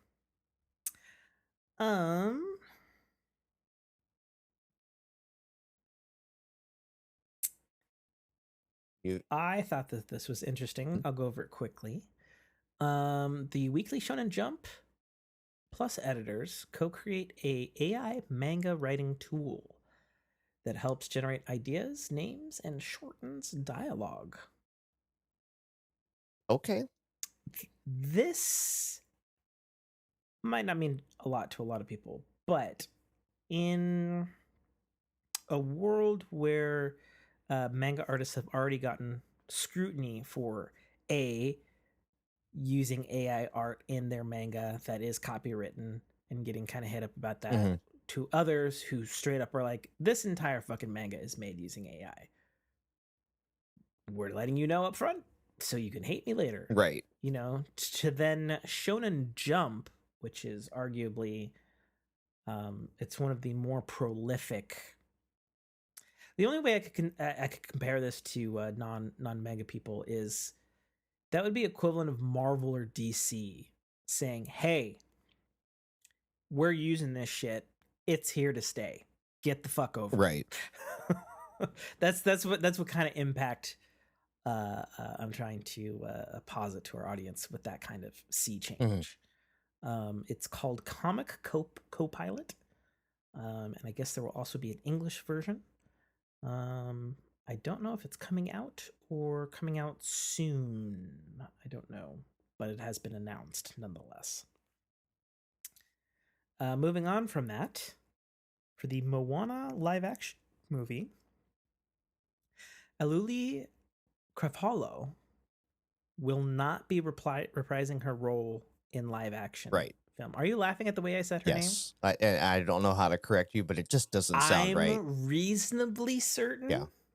Because I watched a bunch of interviews with her recently, because she had a Instagram video where she stated that she's actually going to be an executive producer of the new Moana film, and she will be helping both the casting of the new Moana as well as helping her in the film itself, because she said that it is crucial that whoever they do cast is representative. is representative of true Hawaiian spirit and native culture, and also that they are young. Yep. Which I said was a damn shame, because I will shamelessly say, Aluli is just fucking fine. She's Yeah. lovely. She's a good looking girl. Moving on to a bit of sadness. Been a little bit of sadness. Super sucks. Yeah. Super sucks because it came out of the blue on this one for sure. Actor Ray Stevenson has passed away at the age of 58. You may remember him as fucking Blackbeard from Black Sails. He was in the second live-action Punisher movie, Warzone. He was also a Russian mafia guy in the 7th season of Dexter, as well as being one of the brothers 3 in the first 3 Thor movies. He's the big redheaded beard guy. And has had a litany of acting stuff. Generally fantastic actor. Everything I've seen him in, he's great. And also he's set to be the villain in the upcoming Ahsoka live action Disney Plus Star Wars TV series, which will be unfortunately his last filmed role to air. From what I could dig up, because there wasn't a ton on what exactly occurred, CNN had an article that stated he was on an island in Italy filming some movie that they were only a few weeks into production on when he collapsed on set, was rushed to a hospital, and then pronounced dead shortly thereafter. So I don't know. Could have been anything. Right. From heart attack to brain aneurysm to stroke to I don't know. Maybe he had a peanut allergy. I don't know. Wow. But it fucking sucks. Because I loved that actor quite a lot. Got used to seeing him. Very good actor. So that's what I got. And then we also lost Tina Turner a couple of days ago. Yeah, so my wife actually did a little bit of research on that because she was like, "Didn't she die like years ago?" No, that was and what it actually was. her husband. She's been sick for like the last 4 years with like intestinal cancer, I guess. And then I may be a bit younger than Nate, but I do believe I am accurate in stating the fact she lived so long to begin with is miraculous. Yes, because she did a lot of drugs, as most music artists of her era did. Yeah. So yeah, that was sitting around talking with a few of my coworkers, people in my my demographic, and we're talking about like, wow, all these people are suddenly dying, and it's like, not really. Your parents went through that when we started losing, Sinatra and all that. We're just we're hitting that age where the people we grew up watching are starting to age out. You're right, probably on the beginning of that with like losing like the Ray Stevensons at 56, and so yeah, it's an unfortunate thing is you can't beat that clock. Sure, yeah, it expires when it expires. That's for sure. Anything else on entertainment? I think we're good on that one as well. We're just humming along for 3 weeks off. Right? Well, it's been bottled up. And the bottle is about to pop, isn't it? All right, we got a lot of stuff to talk about. It's a bottle about to pop. Might as well toss it to you first, because I'm sure I have a lot to say about a lot of things, including the fact that there was a PlayStation showcase, which I did watch yesterday. I have only heard bits and pieces and seen clippets of it. Man, it was all over the fucking map. That's kind of the gist that I heard, and the expected Yeah, highlights were, I mean, here's the long and short of the Sony thing. It was extremely professionally well presented, mhm. much like any one of their E3 showcases of yore. Since obviously E3 isn't happening this year, this is basically their E3. But yeah, man, I would really wish Sony's, specifically PlayStation's marketing department would, maybe talk to itself once in a while and get their fucking messaging straight. But I digress. We'll get into that in a second. What do you got for gaming stuff, and what have you been playing for the past 3 weeks, Nate? I haven't been playing for the last 3 weeks. I wrapped up the last bit of Guardian games, and I was like, I looked at my old bar of progress, and I'm like, I'm at 80. I could get to 100. Nah, I'm good at 80, and just kind of Hmm. walked away from that season. And then, of course, the new season dropped, Okay. and I've been cranking away at it as well. So far, I've gotten, obviously, it's the weekly drip feed. Um, that model still alive and well in Season of Hmm. the Deep. Yeah, which is nice.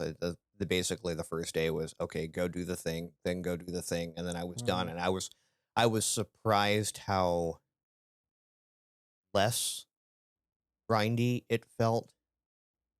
Um, what was it? What was the pirate themed season? I don't know, but it sucked. Right. That one felt so grindy. Like you had to go do the Season of thing, Plunder. plunder. Yeah, like you had to do the one thing 3 times to then go do the other thing one time, and then do it all over again because you had an inventory cap. Yeah. Like you couldn't do the one thing 6 times, then do the other thing twice. And this one, I was like, oh, okay. I got to experience the two things that they wanted to showcase, and then I was done. I'm Hmm. like, hey.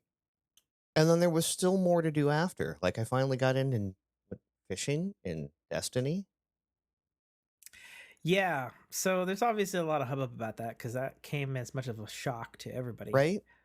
Um, Especially a game that I have been pounding the drum on that they need more fucking variety. Bring Sparrow Racing back, you fucking cowards. Right. But no, no, no. Um, Here's fishing. Let's reuse an yeah. emote.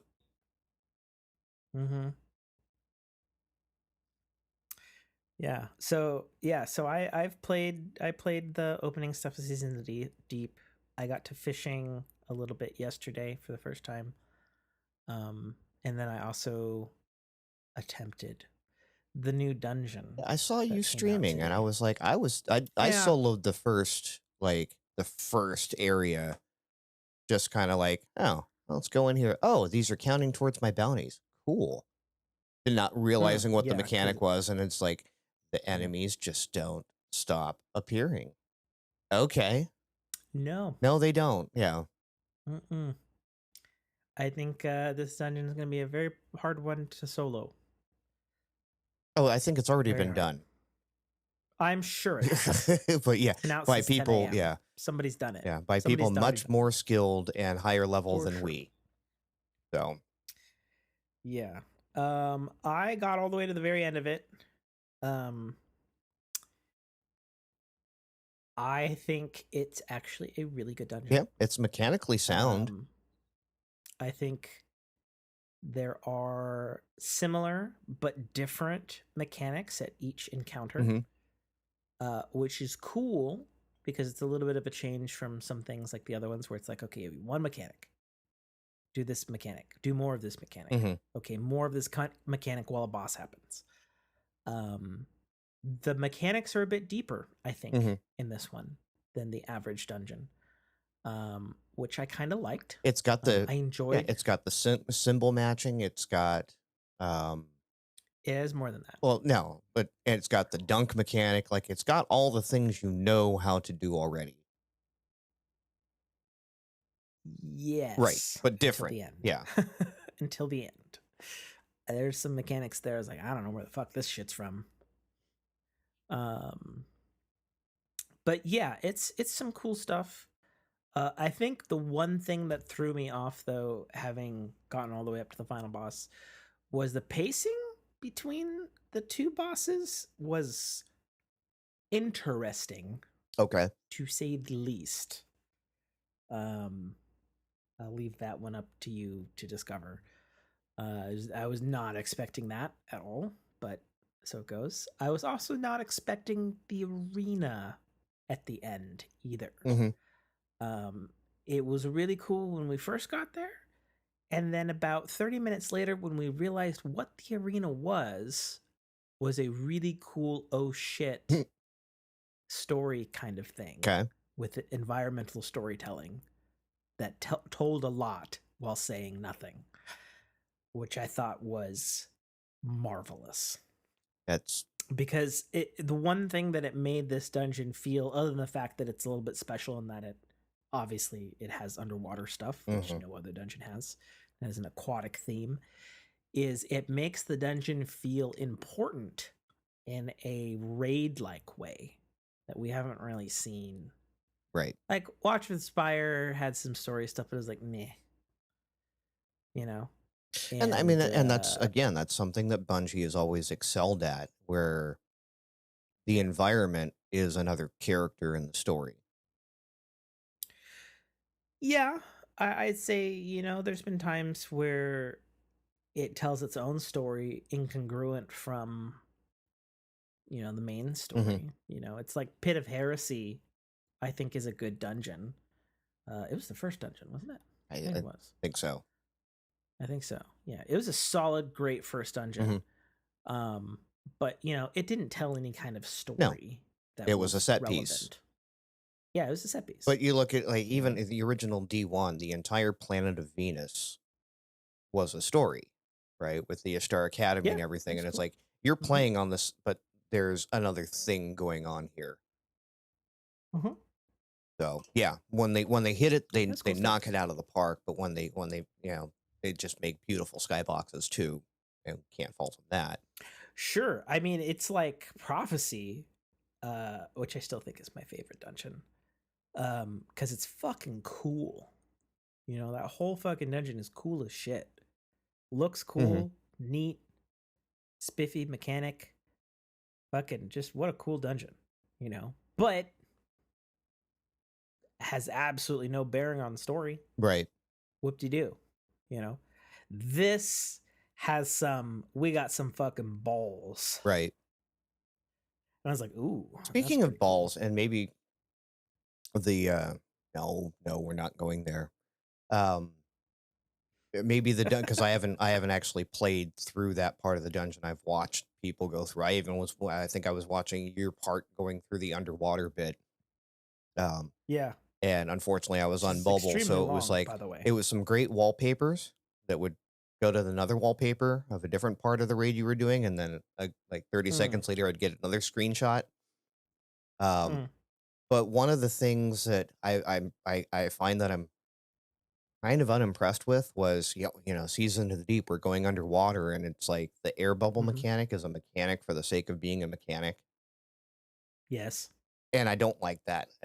It feels so half-hearted, like, hey, we're gonna put this thing here just to make sure. Well, as the resident blue blur specialist here, it's the fucking bubble mechanic from Sonic the Hedgehog. Yeah. Your guardian can't swim. Oh, he's got to go get an air bubble to not die. But you're not like. But its pressure resistance is the little thing on the. Yeah, because you're in liquid methane. Right. But so what is an air, like, okay, I'm eating farts to live. Like, what is again, it's just it's a throwaway mechanic. Yeah, but it's a mechanic that we haven't seen before. Does it introduce any peril? Like, do they space them out in the dungeon where you're actually in peril? Fuck yeah. Okay, because like there's peril. Everything I've played now is just like, it's not like the story missions where it's like, ooh, bubbles. Yeah, ooh, bubble. Oh, it's just like, where the fuck is the bubble? Yeah, I can skip a bubble and probably skip another bubble, but before my you know, that Yeah, the first boss encounter, um, he's underwater with you before you can make him damageable. So you're underwater doing another mechanic, and you're like, okay, all right, avoid the boss, find the bubble. Mm-hmm. Oh, fuck, the boss is looking at me. I need to get to a bubble, He hits you. Bubble! Drown. Right. Crack.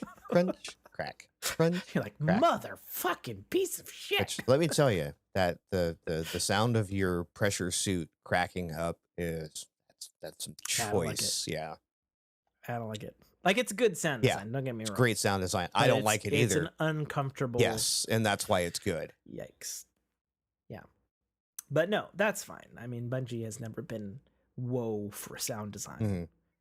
Sound or music or art. They've never been woe for so far.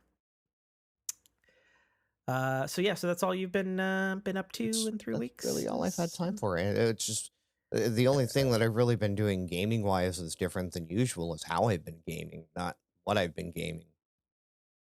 So, no more Honky Star Rail. No Honky Star Rail. I don't have the battery life to do it. That thing, holy! I mean, you don't have the battery life to do it. I open up that game and 50 minutes later. Have 2 phones in one. I do, which means twice the screen, which means even more battery draw. That thing, holy so run it on crap. Yeah, the battery is fucking.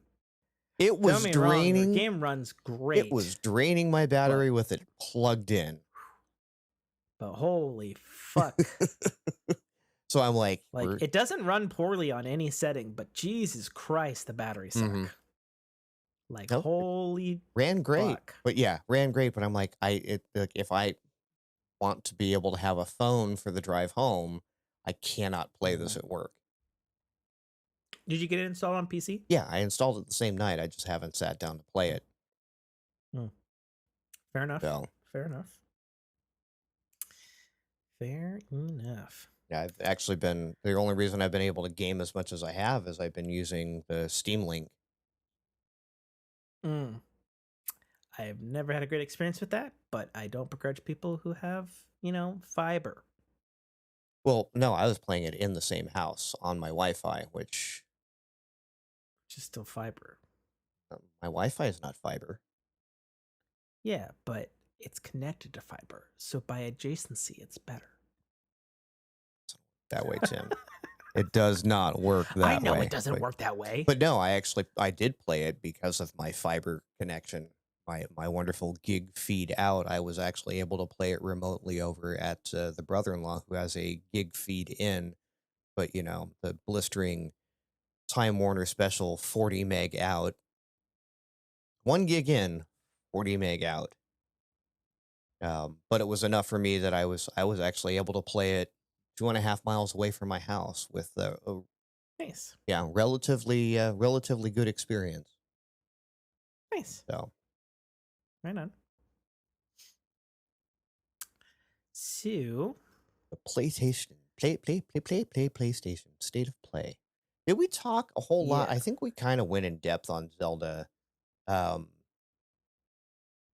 we probably didn't. We talked about it coming. Nope, because it was not out. Yeah. I know you played it. We talked. I've watched you play it. I have played it a lot. You haven't said anything.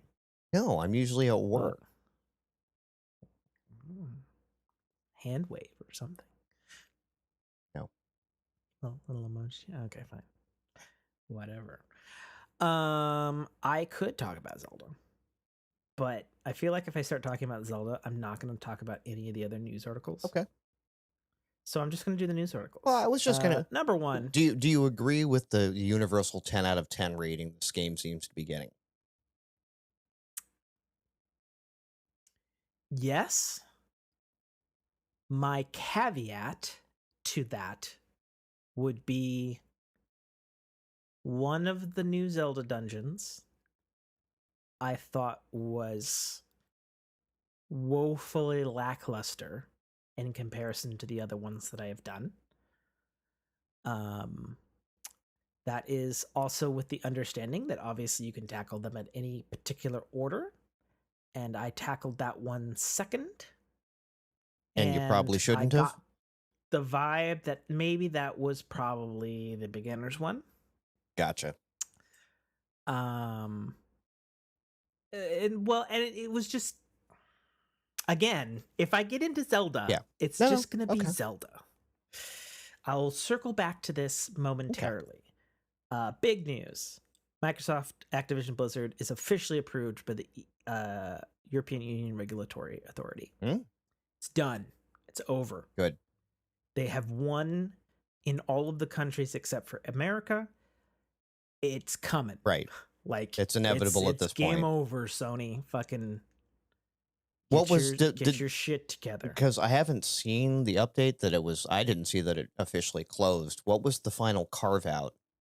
What concession was made? So, if you remember from either last podcast we did or one before that, they had blocked it on the grounds that competitive cloud.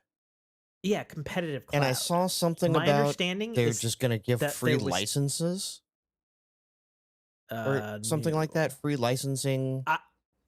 I don't have the exact technical details. Everything I read on like IGN and stuff like that was that Microsoft Blizzard wrote up 10 concessions. Okay.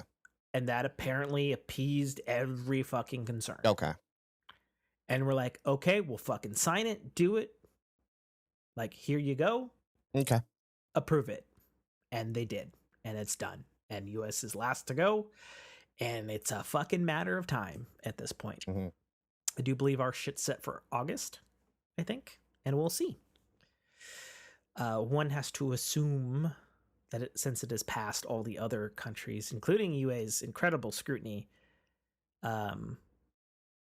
it's fucking game over. Like, it's fucking happening. It's gonna get done this year by end of summer.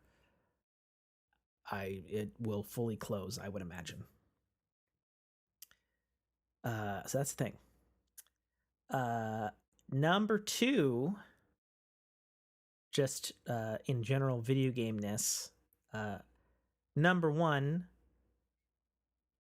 Legend of Zelda Tears of the Kingdom is the fastest Nintendo game to be sold of all time. Yeah. This is significant since Nintendo's been in the game a longer than anybody else who's presently still playing said game. This is a big deal. Funnily enough, the previous Nintendo all-time record was actually held by Super Smash Bros. Ultimate, which I actually didn't know. As a Smash Bros. Super fan, I had no idea. Didn't know. Everybody loved it. Everybody wanted it. Yeah. Yeah, they sold 18.7 million copies of Super Smash Bros. Ultimate, which is pretty crazy for it being exclusive to the console. I bring that up in comparison, not only because it is compared for that, but as of the 17th of May, not even right now, The Legend of Zelda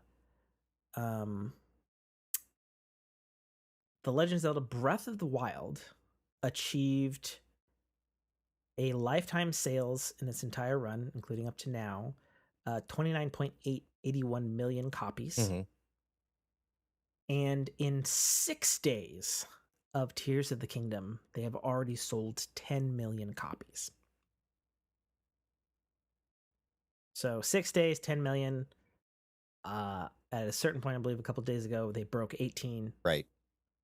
You retained half of your audience from your first this style Zelda title. Yeah, and to also put this in perspective, that 29 million was lifetime sales since 2017 versus now, so people are hungry for it. Not only that, this large quantity of sales of Tears of the Kingdom can only be compared to last year's shot out of the blue wonder Elden Ring, which had similar 10 million copies in within its first month, easy peasy. So yeah, that's what I bring. All right. PlayStation had their PlayStation Showcase May 20 event, or as many PlayStation fans call, a really long PlayStation State of Play. Yes. Now, the reason I say, and earlier I talked about the consternation of they need to get their fucking marketing correct, because 2 weeks ago, Sony PR had stated that all of the games in our upcoming showcase are ready to go. Now, the public at large took that to mean, okay, we're going to see release dates, we're going to see titles, we're not going to see any bullshit CGI trailers. And what did I fucking see? Absolutely no fucking release dates, tons of CGI trailers, and a fucking movie trailer for their own fucking movie. Gran Turismo. Smack dab in the middle of this fucking thing. Because why wouldn't you, right?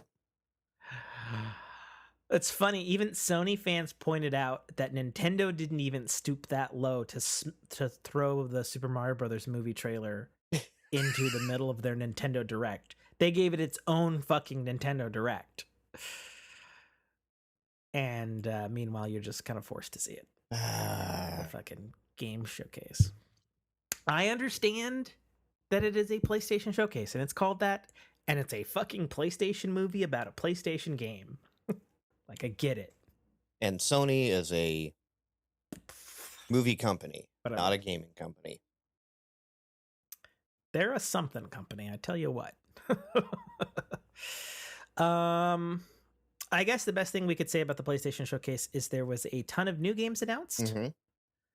And there was also a ton of games that were shown and had gameplays, and many of them actually did have some release dates, but to detract from the whole PlayStation Showcase, they were all multi-platform games that Xbox, 5 minutes after the conference ended, wisely tweeted out, "Good showcase. These games will also be available on Xbox." Right.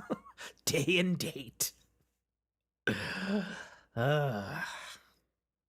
So in no particular order, because Digital Trends has things in a weird list here.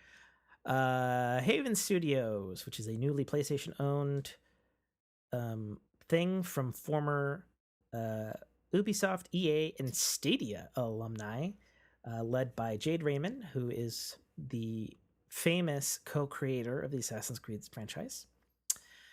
She's got a game called coming out on PlayStation exclusively called Fair Game, with a $sign at the end, which is a PvPvE heist game, which needs no further explanation because a game like this exists already. It's called Payday, the heist, and this is that, but with different, more fancy graphics. Yeah, it's the new trend, and you see the trends happen. You saw Fortnite happen, that as the penultimate battle royale that is now the standard. But like battle royales were happening, and then everyone kind of was like, "Oh, this is the thing to do: battle royale." Yeah, everybody forgets Fortnite didn't start as a battle royale, right? But anyway, but speaking now of Fortnite, but now the game du jour are these extraction shooters, which is weird to me, seeing as Ubisoft's Rainbow Six Extraction flopped. Right. There's no other word for it. It flopped. It's a great game, actually. I played it, but like, yeah, that's again, we're flooding the market with a type of game, and why? I don't understand why that genre is popular. Escape from Tarkov, it's getting the viewers. Okay. So it's again, whatever. There's a lot of lack of creativity in the market. Oh man, wait till this next one. Foam Stars Splatoon from Square Enix is a straight up Final Fantasy Fortnite Splatoon looking. Nope, not Final Fantasy. It looks like Fortnite, but it's foam Splatoon, or a Splatoon like, as a lot of people are calling it. It's a 4v4 matches. Oh my god, it's Splatoon. The gist is, if you don't know what Splatoon is, it's a Nintendo franchise. Like, Foam Stars is the type of thing where you have to know, somebody at Square Enix is like, should we really do this? Nintendo might notice and sue us into oblivion. Right. They're like, nah, fuck it. And it's basically area control. Yeah, so yeah, the gist of Splatoon is it's a third-person shooter where you're shooting paint, and you are on one team with one color, and they're on one team with another color, and you're painting the arena while also taking out enemies or opposing team members to paint. And at the end of the time limit, if your arena has the most paint of your color, you win. Ta-da! This is the same thing except with foam, like soapy, sudsy foam. Foam Stars coming later this year to PS4 and PS5. Oh my fucking god. Yep. I have a lot to say about this, but I'm going to edit myself. There was an announcement of a Metal Gear Solid Snake Eater remake. Mm-hmm. Now I have a lot to say about this. Number one, they showed a CGI trailer. Number two, this is being developed at Konami proper. Okay. Whom, last I checked, doesn't have any fucking developers.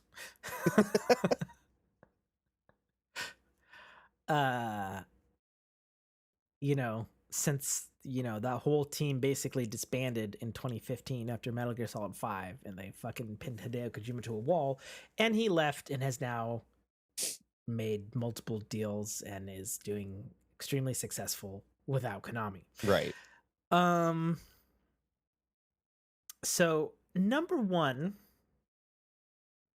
and I went to Konami's website in Japan and read articles about this myself because I'm a Metal Gear Solid fan. Right. I'm like, okay, I'll take a look. What have you got? So number one, it's not actually called Metal Gear Solid 3 Snake Eater Remake. As you'll see in all the pictures, there's a weird green triangle at the end of Metal Gear Solid. A delta, as it were. Yes, you are absolutely right on the money there, Nate. You win the prize. It is actually called Metal Gear Solid Delta Snake Eater, used to represent a significant redesign, but not changing the core structure, was the official verbatim thing from Konami. Translated and then retranslated, then reposted by things like IGN and GameSpot and stuff like that. So now, if they were smart, which I'm going to assume they are not, something the Metal Gear Solid fans have said was like, Metal Gear Solid 5 is fucking perfect. Remake the old Metal Gear Solid games in the Metal Gear Solid 5 engine. To which I would have to guess, since they showed a fucking CGI trailer, that is not at all what they're doing. Why would you? That's just my gut instinct. Based on the fact that it is 2023. It has been 8 fucking years since Metal Gear Solid 5. So, we'll fucking see. We'll fucking see about this. It is, of course, a big deal to have them continue Metal Gear Solid. Little bit of an odd choice to go with Metal Gear Solid 3, which is complicatedly the first in the timeline, even though it has the 3 in the title. But I don't make the fucking rules in Japan. Right. Okay? I don't make the fucking rules in Japan. And then to top that all off, to be even more confusing, immediately after this trailer, they then also flashed like a fucking single JPEG of Metal Gear Solid Master Collection Volume 1 will release later this fall. And they had a picture of Metal Gear Solid 1, Metal Gear Solid 2, and then Metal Gear Solid 3 Snake Eater. And I'm like, okay, but what's that? But why? But why? Why, so Sony? One can guess. Why you do this? One can guess that this is a repackage of the HD collection that was ported by Bluepoint in like 2013 or some shit, that came to like PlayStation 4 and so whose Xbox cash grab do you think this is? Sony's or Konami's? Konami. Okay. But since they don't list any other platforms and Xbox didn't list, they did list the Master Collection as coming to Xbox. I would guess that the Snake Eater Delta is perhaps a paid exclusive. Okay. Which would not be at all out of the norm, given that all prior Metal Gear Solid games were paid exclusives by Sony. Mm-hmm. So that's, whatever. Now, I assume you saw a trailer for this. If you didn't, I would ask that you watch it now. But did you hear about Bungie's new video game? Oh, Escape from Tarkov? Yes. No. Yes. And it's the same fucking game. It's old. No, it's not. Oh, it totally is. It's an extraction shooter. This is why I brought this up earlier, because it's bullshit. But yes, they're reviving. Do you know what it's really bullshit? They're reviving Marathon. As a person who played the original Marathon trilogy in the 90s. For those who don't know, Marathon was the Halo before Halo. It was their Doom clone on the Mac Power PC platform back in the 90s. It was an excellent Doom clone that sported good storytelling, of which Doom had none, and awesome online and LAN PvP of classic, capture the flag type stuff. Yep. Now, I saw two things in the whole PlayStation conference, one of which was a trailer for the Talos Principle 2, which had an amazing fucking trailer of cool, like, sci-fi landscapes and things, and I was like, oh my god, is this the new Marathon? This looks fucking amazing. And then the Talos Principle 2 came up, and I went, oh, it's a first-person puzzle game sequel. Yeah. Okay, cool. That's neat. That they got a really fucking cool art style for that. And then we eventually got to the Marathon trailer. And I have some severely old Bungie roots. And I am disgruntled thoroughly about this Marathon. Because number one... It's not Marathon. I think the music sounds cool and the art style looks fucking dope. And then they shoved the fucking Marathon logo in my face, which further confused me. And will probably confuse any Halo fan, because the Marathon logo is the same as the Guilty Spark, because it's the same fucking logo, because for years and years and years... Also looks very suspiciously like the Traveler. Yeah. I mean, I don't think that has anything to do with it. Well, no, I mean, but yeah, Bungie's iconography. But the whole Marathon thing for the last 20 plus years has been alluded to the fact as being prehistory for Halo. Now, at one point, Microsoft owned Bungie and theoretically owned Marathon. Though, in the Halo Reach era, a Marathon Trilogy remaster came out on 360, of which I purchased and played. But it wasn't made by Bungie because I guess they didn't own the rights to it. So it's super fucking confusing to then see the Bungie logo again with Marathon in a totally fucking different fashion and then the old logo. Also, looking nothing at all like the fucking old Marathon that I know and love. Like, not even slightly. And then the other thing that further fucking frustrates me is in the official fucking synopsis for Marathon on fucking Bungie's website is that it's a PvP exclusive shooter. And I'm like, okay, but Marathon literally made the point of being a fucking story shooter to distinguish yourself. God damn it, Sony. Oh, yeah. That's what I have to say about this. Yeah, and then I watched the Vidoc on it, for the actual Bungie official Vidoc on... Oh, is there a Vidoc? Oh, yeah. I didn't see Go that. watch it. And it will confuse you and frustrate you even more. Is it going to hurt me? Yeah, it's going to hurt you. It's going to touch you in places you don't want to be touched. Because, again, Bungie and their grandiose ideas are like, we're going to try to tell a story in a PvP extraction shooter. Stop it. Stop it. Stop it. Stop it, Bungie. Stop being forced by your PlayStation overlords. Stop it. Right. Stop it. And again, this is back what I was saying. Oh, look, everyone, PvP extraction shooters. And of course, Bungie, with their They know how to carrot the loot. Well, and you know what's funny? In talking with my Destiny clan, who did see the marathon video and stuff. I don't think they saw the Vidoc. But they were like, PvP extraction shooter. It's like, because Bungie's good at PvP. Mm-hmm. Well, like, sure, okay, yeah, and again, you used to be. Watch the Vidoc. They apparently went out of their way to say significant investment was made in the back end infrastructure. No more peer-to-peer. Okay, So, whoop-de-doo. finally doing that doesn't dedicated mean anything servers. if your fucking PvP isn't good. Yeah, but finally doing dedicated servers, because most of the problems that really happen with the PvP these days has to do with connection quality or lack thereof. Yeah. So, 100%. All right, let's get to some fucking. yeah, let's get to some more bullshit. Oh, you want some more bullshit? Yeah. How about Project Q? To which, if you're listening and you don't know what that is about the PlayStation, yes, it has nothing to do with the card. That's true. Yeah, I didn't even think about that.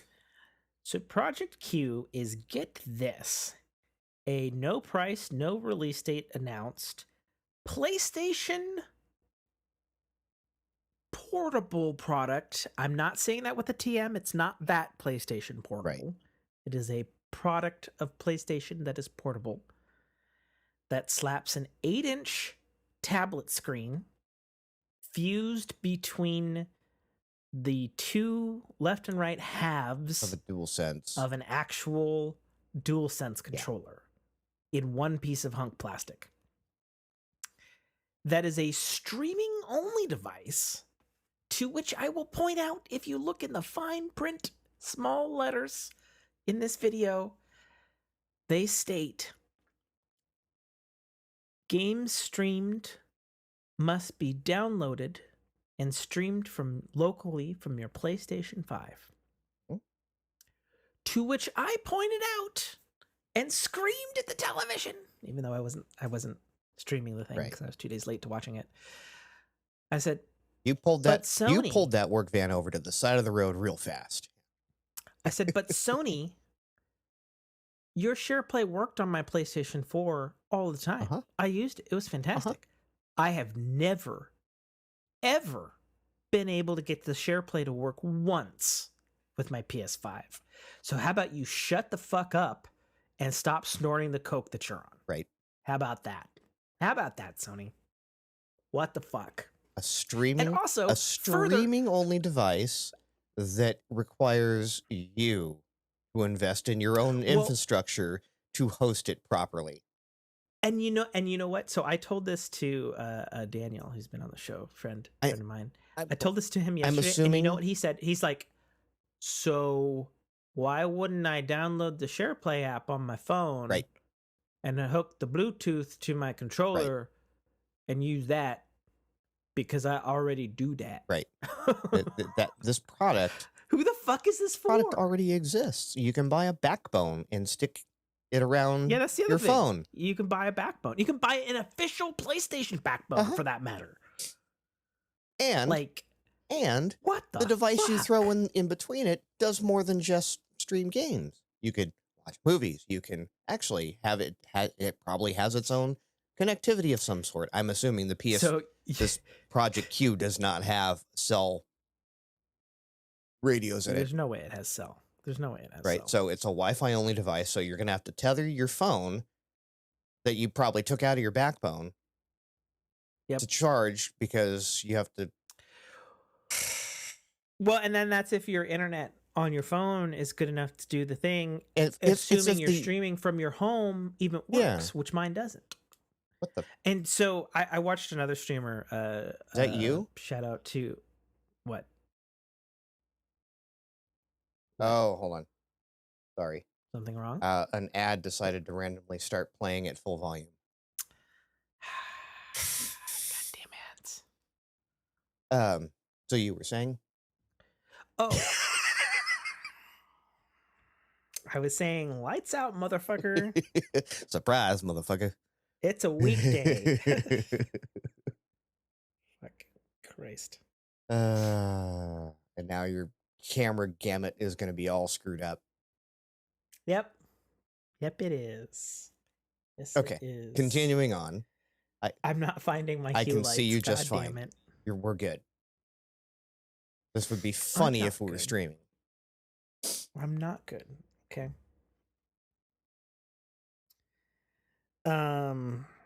Lost my fucking train of thought. But yeah, again, this Sony. device isn't compelling, and if they price this thing wrong, it's just it's e-waste. Like, well, it's already gonna have to be more than $80 because that's how much a controller costs. okay, So that's assuming. it's assuming gonna be this like has $180. assuming this has all the haptics and everything. It does. I wonder. They already announced it has everything. That was their official word from Lion Jim Ryan's mouth. Lion Jim Ryan. We say lying because he says wrong things right. publicly in these press conferences all the time. He said it has all of the features of the DualSense 5. Cool. So you'll be replacing the sticks on this $200 and something device.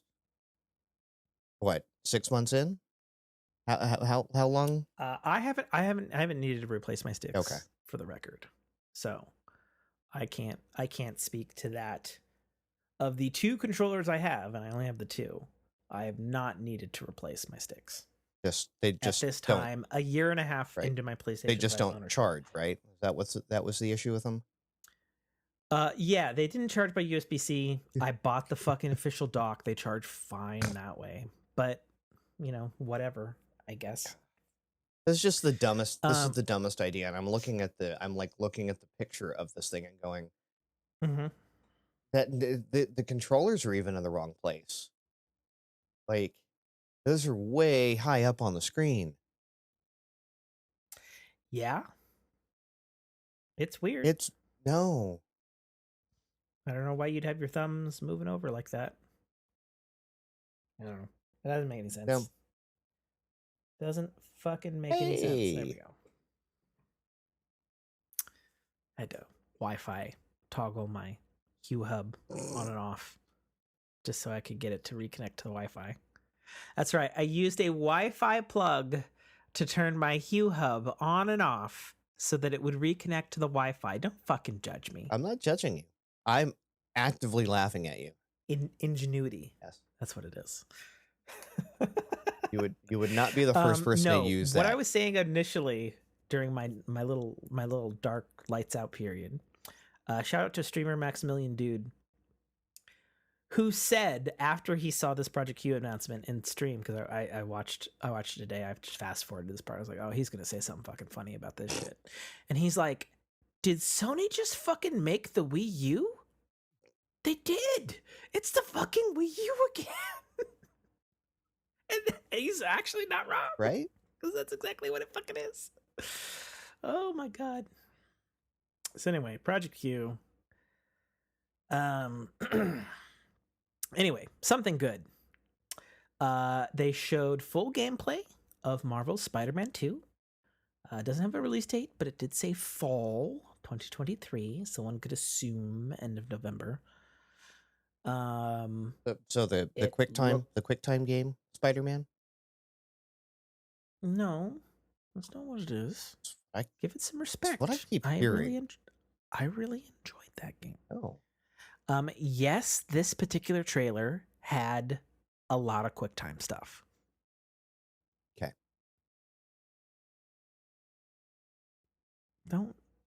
You're judging. I am. You're right. I am judging. That's fine.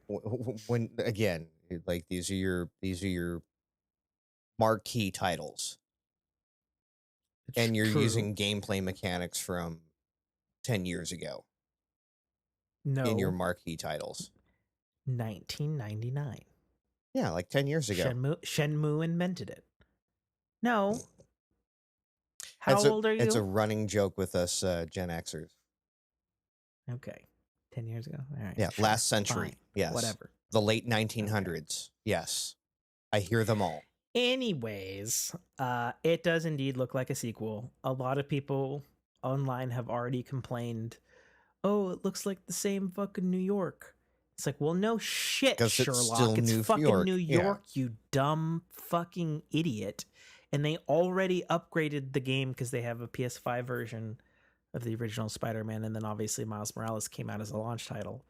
So no shit, they've already put the work into making it look the fucking same way because they already did it. They're not going to do, like, you morons. So those people are dumb. But number one, it showed symbiote suit Peter Parker gameplay, which looks fun. They also showed one good thing and one bad thing. They had announced this game will not feature co-op, which is a huge, big, sad face. Because Marvel Spider-Man 1 fans like myself have been stating for years, as well since the Miles Morales game, like, yo, this would be dope in co-op. And as we've stated before, Spider-Man is built using the same game engine that powered, ironically, the Xbox exclusive Sunset Overdrive from Insomniac prior to their purchase by Sony. So, and it had 4-player co-op in an open world city. So it's there's probably some legacy bones somewhere lying on a hard drive that they could theoretically plug back into the code and make work. But will they? Yeah. No. Instead, we're going to get a Grand Theft Auto 5 style hot swap anywhere in New York between Peter Parker and Miles Morales. Which, okay, fine. Okay. Not co-op, but fine. I'll settle for being able to press a button and Spider-Man, Peter Parker being over in Queens, and then Miles being over in Brooklyn and being able to just boop, boop. Isn't that kind of how the Lego games work? I don't know. You're like, oh, the last Lego game I played I was need the to Lego swap Harry into Potter this collection, character so I can, which was an old ass thing. I'm specifically saying GTA 5 because that was a hook of theirs where you had 3 characters and they could be anywhere on the map. And if you swapped, and then AI handled them until you got back. And it did it very seamlessly. Nice. And this looks to be the same thing. They showed off Kraven the Hunter. They showed off their version or their take on the Lizard, which looks a lot more Godzilla-y than we're used to seeing the Lizard being. And yeah, it looks like a sequel to Marvel Spider-Man, which, for my money, being biased as a Spider-Man fan, but also appreciating game design, is the best superhero or officially licensed superhero video game I've ever played. Okay. And delivered a story on par with any of the main Hollywood Spider-Man movies. So I would say if we got more of that and that story's of the same quality, fucking I'm there with bells on. Cool. I just hope it fucking comes out this year because it sure doesn't seem like fucking much of anything else is coming out for PlayStation this year. So speaking of that and things that don't have things, Helldivers 2 was revealed with the gameplay. It says it's going to release for PS5 and PC later this year. If you don't know what Helldivers what one was, it was a top-down twin-stick shooter that originally started as a PlayStation Network kind of their version of Xbox Live Arcade back on PS3, which got a PS4 port, and is actually really good. Me and my wife played it, and is still one of the only co-op games I've played with her that she did not absolutely hate me in. So, good marks. The sequel, however, has turned into a full third-person shooter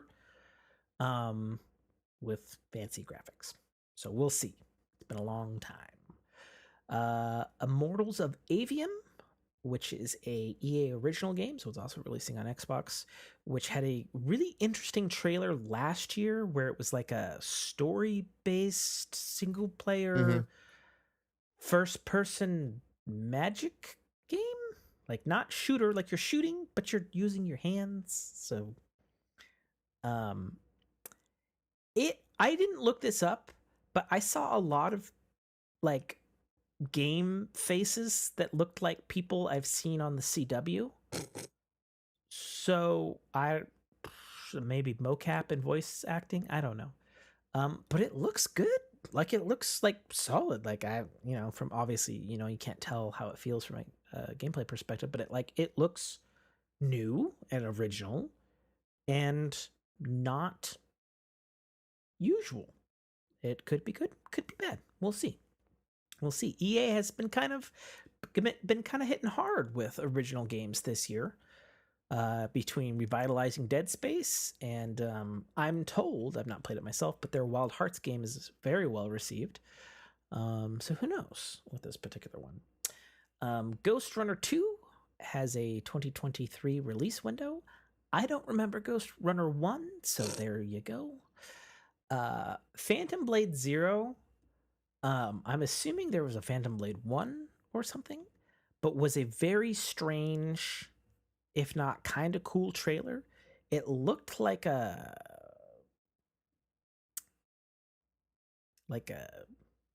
Ghost of Tsushima type thing, but more over the top Japanese anime-y. Like it had like a realistic art style, and like it had like cool shinobi ninja-ish action. But then there was also like a dude who had like a ridiculous like dragon stone arm that was shooting a laser out of it. So I don't fucking know. I am unbelievably hyped for this game based purely on the developer's prior work. From the developers of Abzu and one of my favorite games of 2020, The Pathless, comes a game called Sword of the Sea, which I'm going to attempt to describe as a very pretty art-looking third-person something world game where you're playing a ninja guy who's got a sword. A surf sword? Basically Silver Surfers with, yes. But on sand, but the sand is moving around like a water sea, but it's sand. The flying dolphin? I don't know, but it looks fucking cool. And Pathless was one of the most delightful gameplay experiences I've had in a long time. So I fully expect something similar, and I'm fucking there for it with a chub. It looks pretty. Looks yes. confusing as all get out, but it looks. I'm okay with that. Yeah. I have total faith because Pathless looked a little ethereal as well and was fantastic. Oh. Like I said, Talos Principle 2 was announced. It launches later this year. It has a fucking gorgeous art style. Those who don't remember Talos Principle 1, you were like, it's a first-person exploration puzzle game. Think kind of like The Witness, and you're going through like an old ancient civilization, and everything's all like ruiny and stuff, but beautiful. And it's kind of chill. I played a demo. And this looks way cooler because it's like super sci-fi and like robots and anti-gravity and upside downs and stuff. It looks great. The developers of the famous game called Gris, announced a game called Neva, which releases in 2024. It had like a really hand-drawn art style. I have no idea if that's the game or not because I can't fucking tell with this fucking showcase. Switching gears, Cat Quest Pirates of the Caribbean. Okay. It's unveiled. It's coming out next year.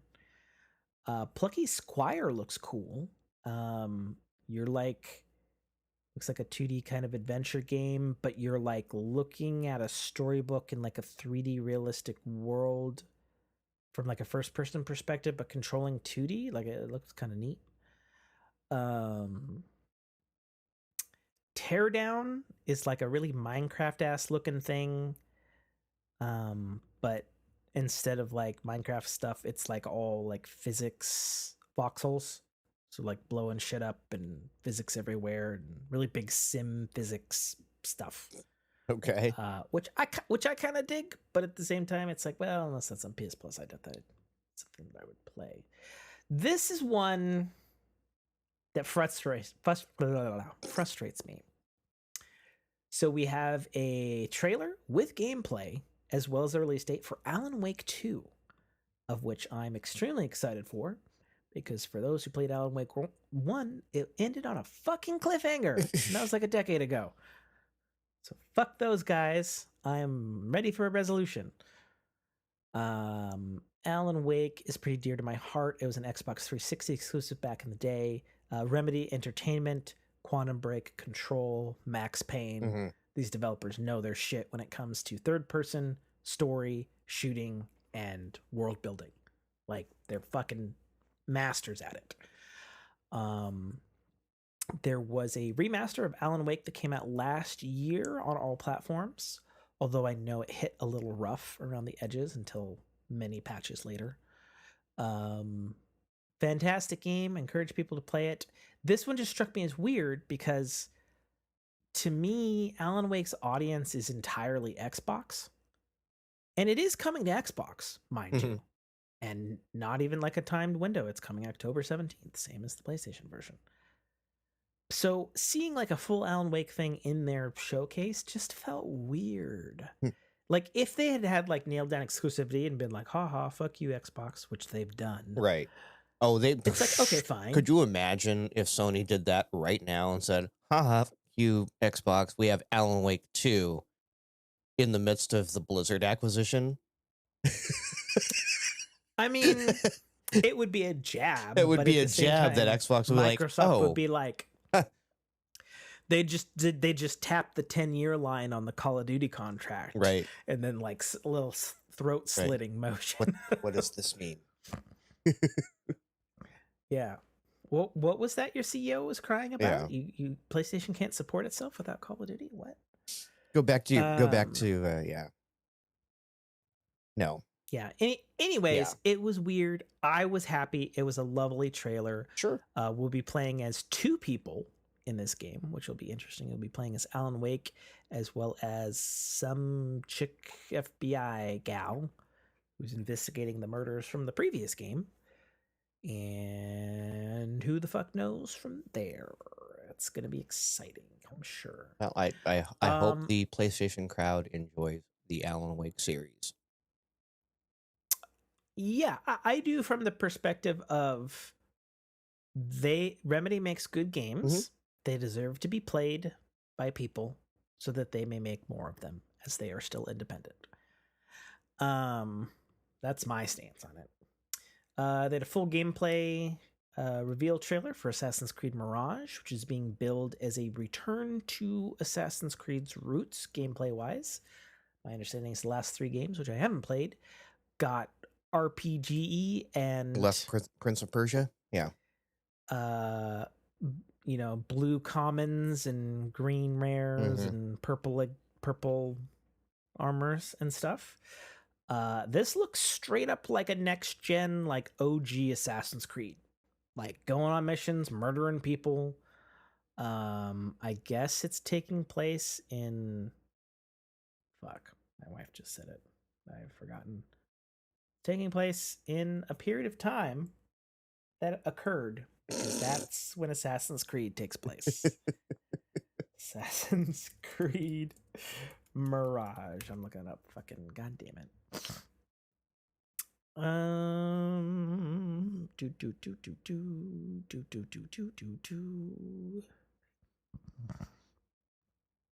It is taking place in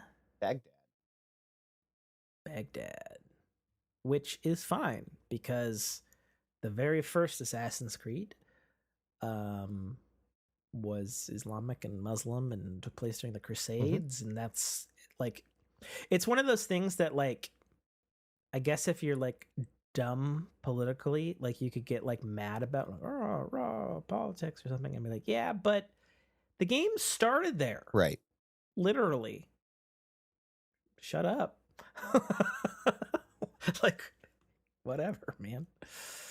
But yeah, it looks good. Like, it's weird to be Like I got a little, like I played all the original Assassin's Creeds, and I got a little like, Yeah, I stopped playing them when they this got to this RPG. looks like the shit that I got. Yeah. And I haven't played those, so I don't even know.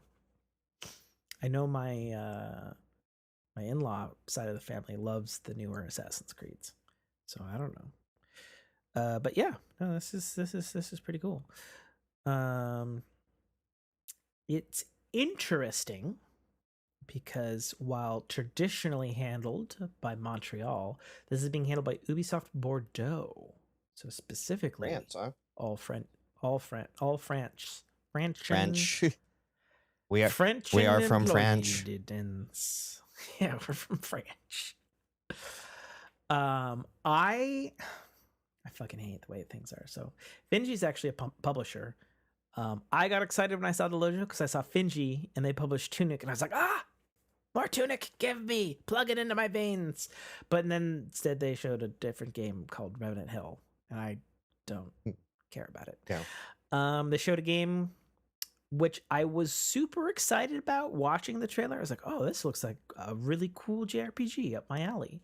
And then it said Grand Blue Fantasy Relink has a winter 2023 release window. And I was like, I'm an old gamer. I know Grand Blue is an old ass franchise that has like 20 fucking entries in it. And that's of no interest to me. So no thank you. You can almost tell a JRPG by the title. Well, because it says fantasy in it. Well, in Relink, like. Oh, right, yeah. It just okay. Yeah, Funky Star Train, like. Yeah. Street Fighter 6 got a new trailer that focused on its world tour mode. Yay. We've talked about this in the past. Street Fighter is doing a weird open world, make your own character, go fight people in the actual streets Cool. thing. And Mortal Kombat's rebooting. Fucking So, more power to you, I guess. Street Fighter hasn't been fun since all the massive iterations of Street Fighter 2. Yeah. Ultros, if I'm getting the name correctly, is a Metroidvania looking thing that looks like somebody like took a bunch of acid and was eating Day of the Dead type art stuff. Yeah. And then threw it all up over the screen. But not in a bad way. Like it looks kind of cool. We'll see. This was an interesting one for me because I have played a lot of this game already. I was watching the trailer and I was like, this looks like Tower of Fantasy. I was like, that motherfucker's diving in the ocean. That looks like a character right now. Is this fucking Tower of Fantasy? Sure enough, it's fucking Tower of Fantasy. The long and short of Tower of Fantasy is it's a different developers Genshin Impact. Okay. And it's pretty good, honestly. Played it a lot on mobile. It's a good fucking looking game. Although it runs better in the heat department because it's on Unreal Engine 4. Yeah, Tower Fantasy. It's coming to PS5. I'm like, okay, great. It'll be free to play then. I will download it, probably. This blew a lot of people's minds. So I actually played the first game of this. Dragon's Dogma 2 not only got revealed, but with gameplay and like some horse shit like coming soon type thing. I've heard of this game. So, Dragon's Dogma was a weird Capcom game on PlayStation 3. I think it had a port to like Xbox or 360 or something later. And it's like a straight up semi-open world real-time action, like Game of Thrones-ish before Game of Thrones was popular type thing. Okay. With dragons. Yeah, I'm looking at images of it. Yeah, and its primary thing was that it, at the time, right? You know, the era PS3, Right. Xbox 360. It had an advanced combat system where you could like clamber up a dragon and strike different parts of it and stuff like that. Okay. And I remember having like weird controls that you could kind of aim your sword. And it was one of those games that was like, this actually has a lot going for it. It's just unpolished and kind of broken. It's a little ahead of its time. The tech wasn't quite there. It was one of those ones that was like, you know, I would compare it, and this will be a strange comparison. I'll compare it to the original Xbox game Advent Rising that like shot for the fucking moon, and they didn't have the fucking technical chops to achieve it, but they sure as fuck shot for it. Right. That's what Dragon Dogma was. Okay. So the fact that they're even doing it, and it looks like they put a lot of money into it because it looks fucking good. Like it looks really looks polished. It looks not janky. Looks like it's got a serious story. It was American voice acted, so I'm like, yeah, that's probably pretty far along. So probably end of the year, maybe beginning of next year if they've already got American voices. Because typically the way it works, since it's Capcom developed, so it's Japanese, is if it's got American voices in it already, that means the story's done. Right. Like they're in polish. That's usually what that means. When you're in localization, you're pretty much wrapped. Yeah, with the exception of Final Fantasy, because we've had American fucking voices in that, as going back, look at you, Final Fantasy 15 that took a decade to get out. So that's a whole thing. God help us, there's a Five Nights at Freddy's Help Wanted 2 announced with late 2023. They showed some gameplay of the VR mode from Resident Evil 4 Remake, which we knew was coming. This confused the fuck out of me when I saw it, because I didn't know or had ever heard of Arizona Sunshine 1. And this was an entirely CGI trailer in which had a weird quippy hero shoving his hand into zombie heads and making them talk like puppets, and like talking to a preacher, and like weird Scott Pilgrim writing as he was walking around. I had no fucking idea what the game is. I don't know what Arizona Sunshine 1 is. It's a zombie shooter, sure, I guess. And according to the press release, it's VRable, I guess. Speaking of VR, they showed Crossfire Sierra Squad, which is a PlayStation VR 2 game. It's like you're a SWAT squad clearing buildings, drug people, shoot them. This is what I'm saying about this whole fucking Sony thing. This confused the ever-living fuck out of me. So in the same fucking Sony thing where we get a fucking Metal Gear Solid reveal of a remake, not necessarily a new game, we have this game called Synapse, which is a VR first-person game that looks like Control, but is in VR. But like literally every fucking story beat and line said by a character was by a famous Metal Gear Solid voice actor. I was like, oh, that dude's Solid Snake. Oh, that dude's Sniper Wolf. Oh, or that chick's Sniper Wolf. Right. Like, I was like, what the fuck is going on in this thing? Is this a weird VR Metal Gear game? What the fuck's happening? Where they're like levitating boxes with their VR hands and chucking them at people? Like, what the fuck is this? Like, it looked cool as shit. I'll just say that. It looks cool as shit. Clearly, they have spent some money, because I know those voice actors are well in demand. Right. So that's the thing. And then, because to further confuse me, then they start playing Queen music to announce a DLC pack for Beat Saber that's got Queen in it. Why not? And don't get me wrong, I love Queen. Queen's great.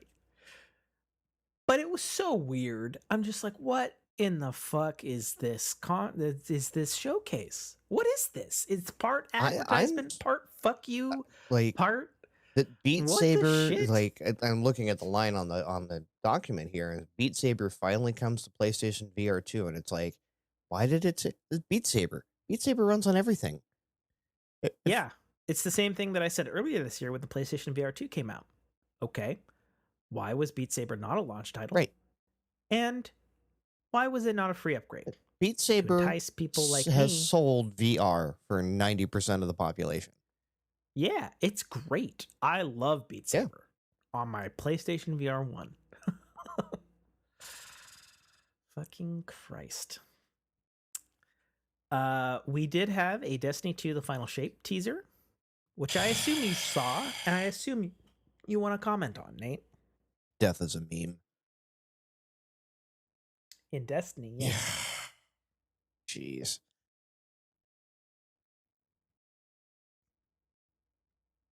I throw my hands in the air. That's all I can say. Like, great. Okay. Great. I look forward to seeing more, but yeah, that was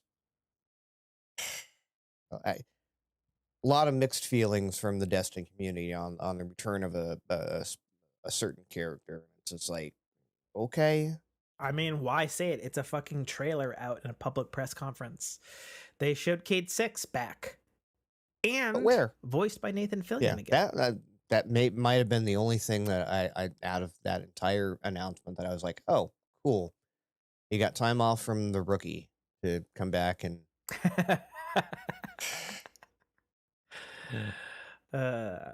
so here's my thing, and I'm gonna say the same thing that I said at the fucking Forsaken reveal trailer. Why would you not hold that fucking teaser until people got to the thing? Right?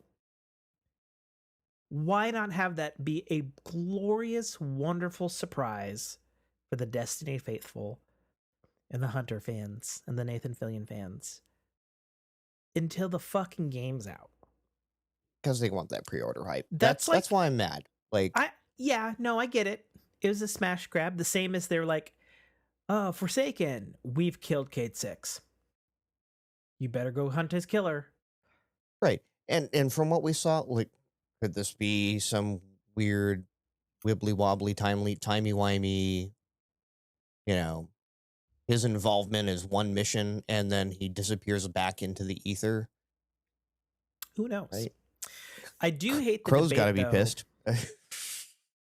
Yeah, there's already a meme of that him getting back to the tower and he just fucking shotguns Crow, and then they're like, oh, he was a guardian? Huh. Right. Rez. Something like that. Rez. Whatever.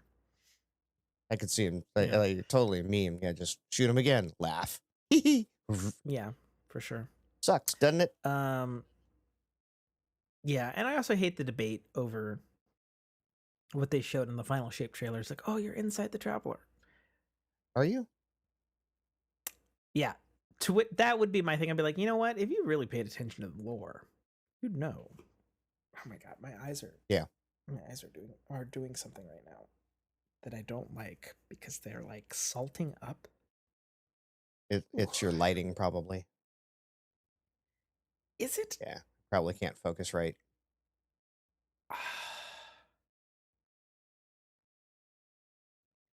Yep. You got blue blocker glasses or no?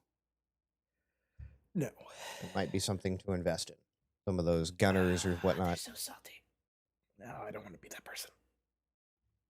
I don't want to be rolling around when I get to your age wearing gunners. Oh god. No, it's so only when you're in front of your screen.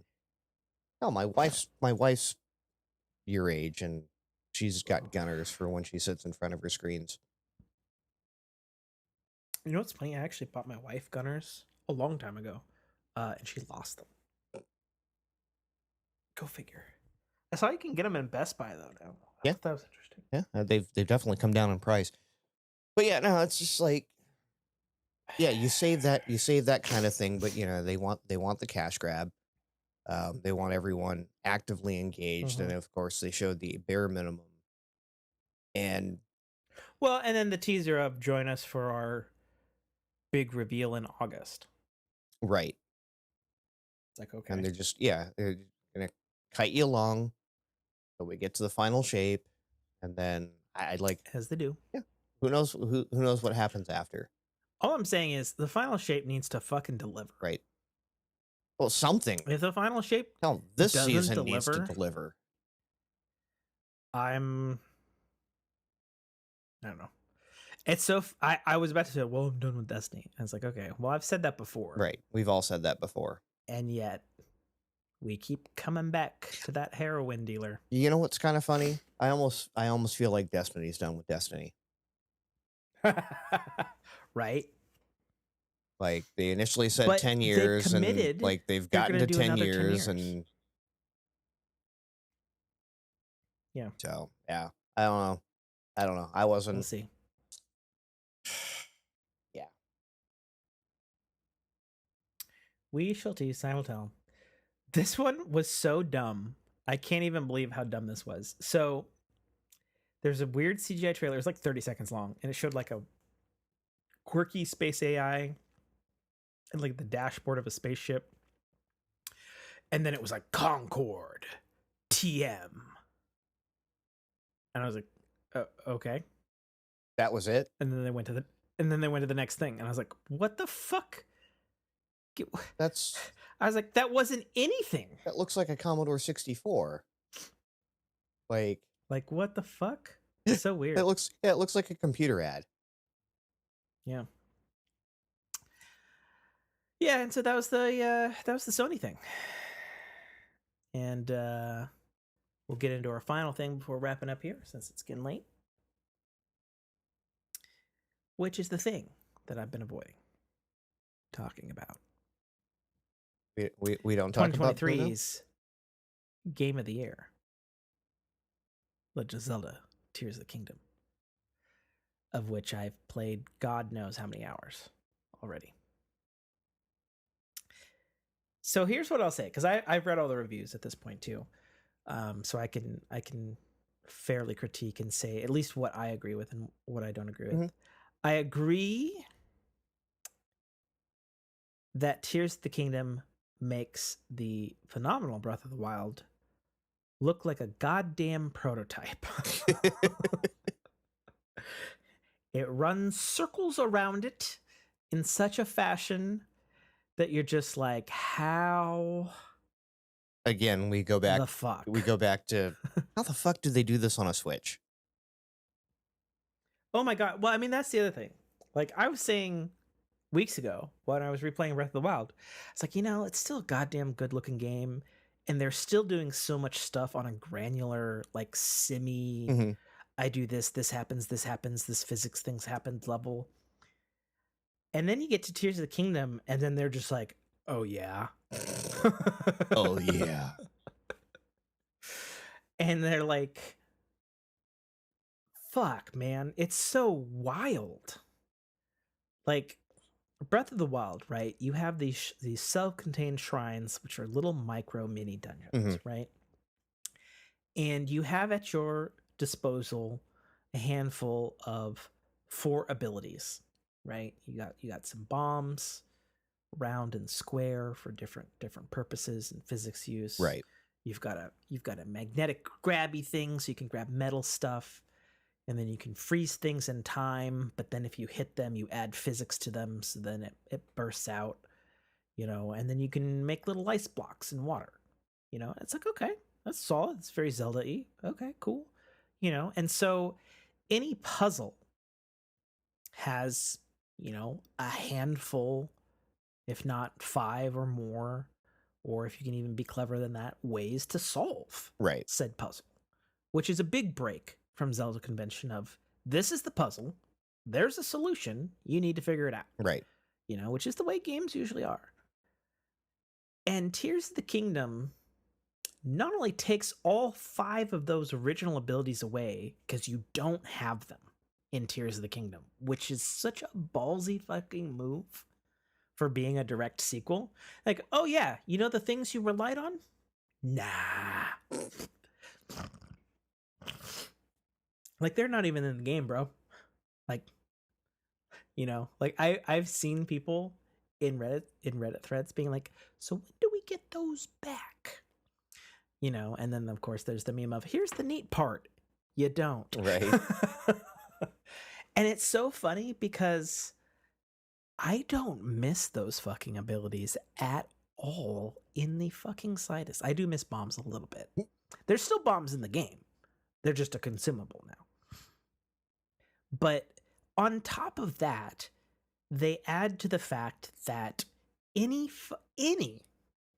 not just like, oh, the objects we've programmed for you. Any fucking object in the game that has physics, you can manipulate and play with to your heart's content to make something new if you want. Or penises. Yeah, or flaming penises, you know, whatever.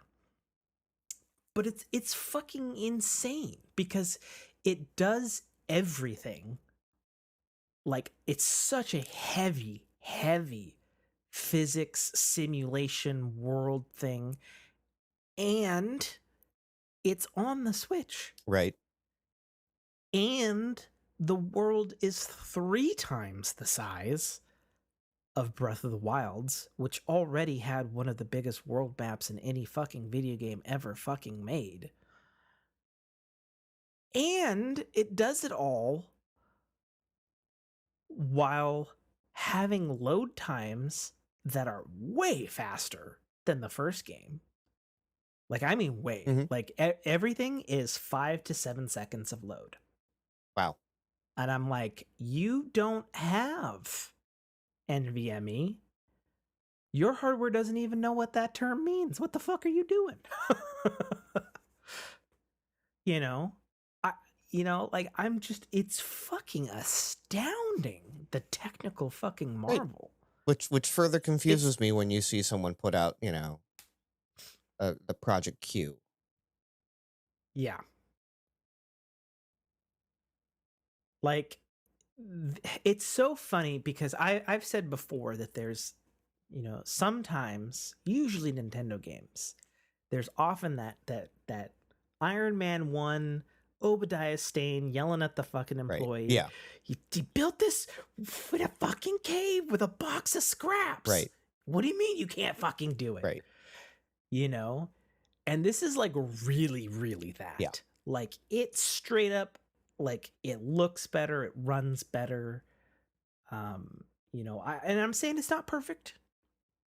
If you fall from the sky, spoiler alert, like, so there's a whole sky area that's seamlessly integrated into the topography map of the first game, which itself has been totally fucked with in such a way as, I just played the last game. I've played it 3 fucking times. I know this map like the back of my hand at this point, after all these years.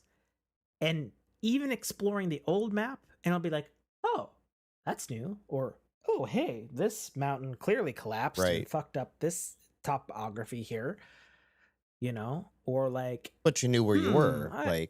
I remember there was a horse stable here. Right. God damn it. Where did it get to? It's wild. It reminds me of a concept like really old games. Ironically, some old Zelda games and like some other titles here and there. Like the or like a PC game that's like, okay, cool. We've modded the campaign and there's all these different things and tweaks and stuff. Right. In some ways, it reminds me like that, you know, but it's also done with like such a polish that's like, yeah, they use the old game's map because it is a direct sequel. Right. Like the fucking game picks up, like, I don't know. It doesn't not make sense for them to reuse that asset. No, not at all. Like, it's so good and seamless. And what's really cool is that, like, shit you did in the first game, much like a really good like a lock-on cartridge, you know, a Sonic thing, or like a fucking Mass Effect thing, like, some of the shit that you did in the first game carries over, and or you meet the same character again, they fucking remember the shit you did. Oh, that's and cool. I'm like, all right, that's really fucking cool. And I haven't seen that in a long time since fucking Mass Effect, right? For Christ's sake. Like, so I played the game. You don't start off on the ground. You start off in the sky with jack shit. So you're like, well, I don't know what the fuck to do. So all right then. Eventually you find your way back down to the surface, to the old Hyrule made new again. And I'm like, okay, I know this is a big world. I got jack shit on me. I need to go get me a horse. I know how to do that from the first game. So I spent the first fucking hour trying to find a fucking horse. I find a fucking horse and I'm riding around trying to tame it, because you ride a horse and then you gotta take it back to a stable to get it bitted and stuff. And I take it back to the stable and the fucking horse dude there is like, oh yeah, sure, we'll bid it. Hey, you're Link. Where have you been? Also, we have all your horses. And I'm like, what? And then there's all of my fucking horses that I tamed from the first game with all the stats. And I was like, oh shit, Wow. I didn't have to do that. Well, fuck this piece of shit horse. Give me fucking a bone. And like, fucking thing. I didn't know. You know? And it's just so delightful because it is everything old is new again. But then there's also like new stuff, like the sky stuff. Super fucking cool. Right. Oh my god.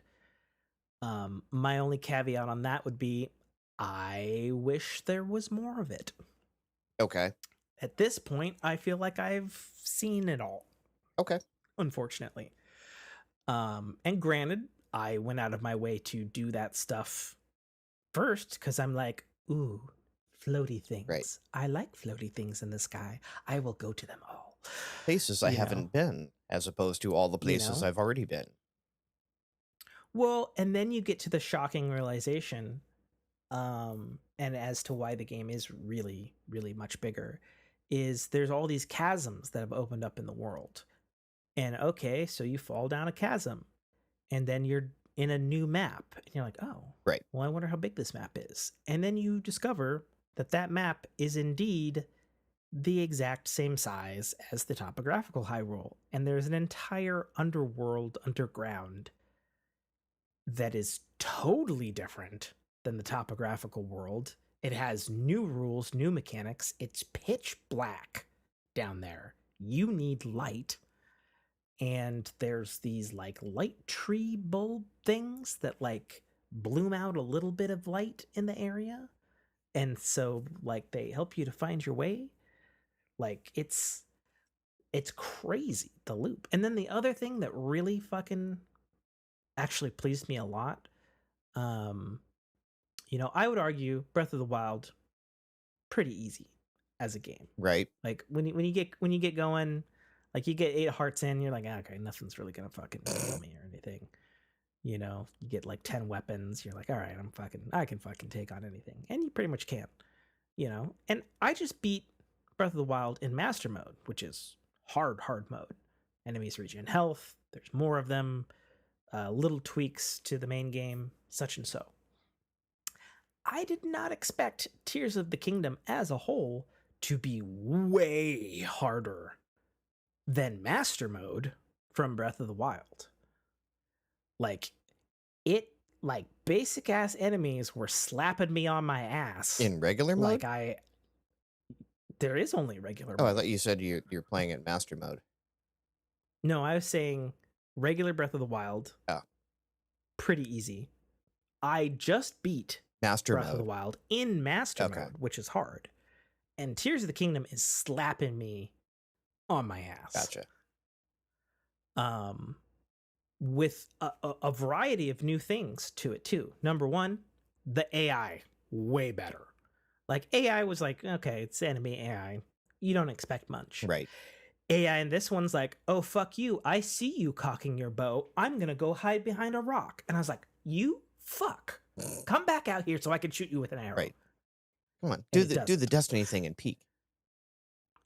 Or I'll be Word. about to shoot an enemy with an arrow and it dodges the opposite direction right as I fire. And I'm like, oh, you little bastard.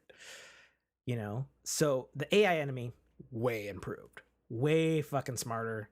Like, damn.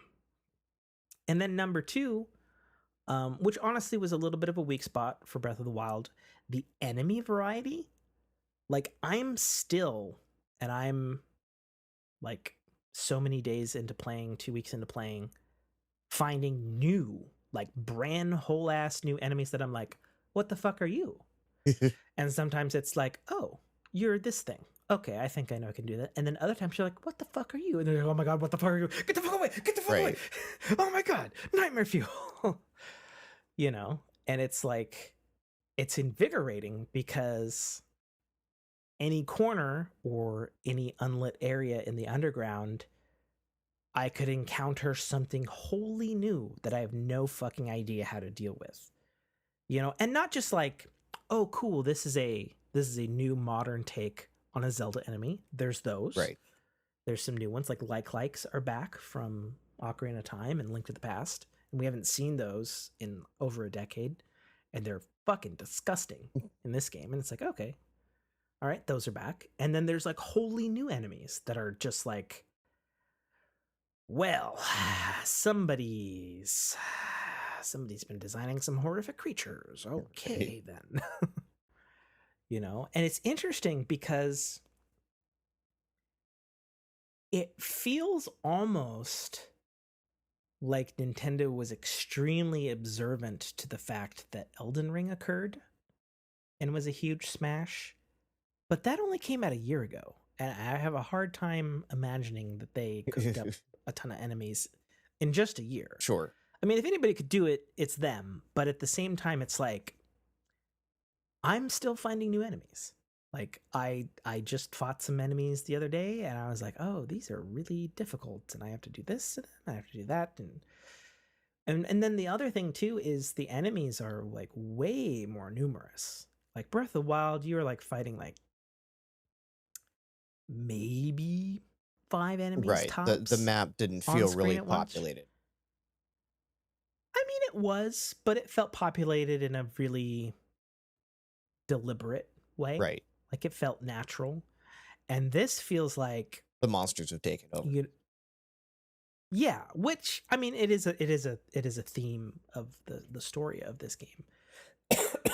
But it's like, you know, you'll fight one enemy and you'll be like, okay, yeah, fucking fight that guy. But now it's a little bit of like, oh, do I want to fight one enemy? He might fucking have friends right behind rocks or something. And then fucking most terrifying of all, I mean, there's some more terrifying things, but this one makes me uncomfortable because Breath of the Wild, and you've seen it, and you've probably seen me play Tears of the Kingdom, there's a lot of trees. And Nintendo's like, well, guess what, motherfucker? Sometimes the trees are evil. And they fucking uproot themselves like spiders and fucking start swinging their tree trunks at you. And it's fucking horrifying. Because now you like land anywhere and there's a forest and you're like in a room. It's like a horror video game. Right.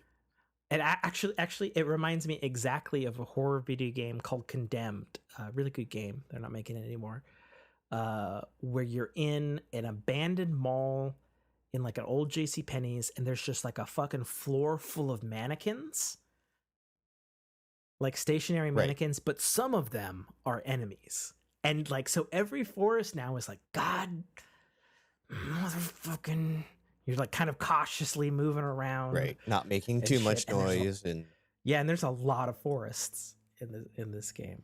And so it's just like, it constantly keeps you on your toes in a way that like Breath of the Wild was peaceful almost in comparison. Right. And like, this is like, you could hop on your horse and rubber band the controller and just go kind of thing. Yeah.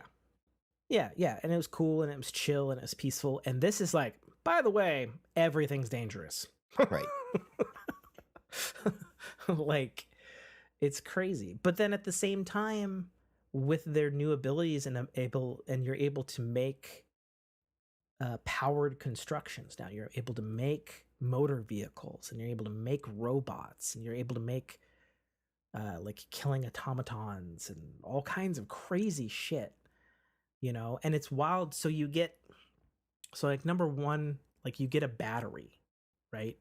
And it's a rechargeable battery and it drains over time and it can power devices that are near you for a certain period of time. And you can, you know, do stuff to get more stats to make that battery last longer.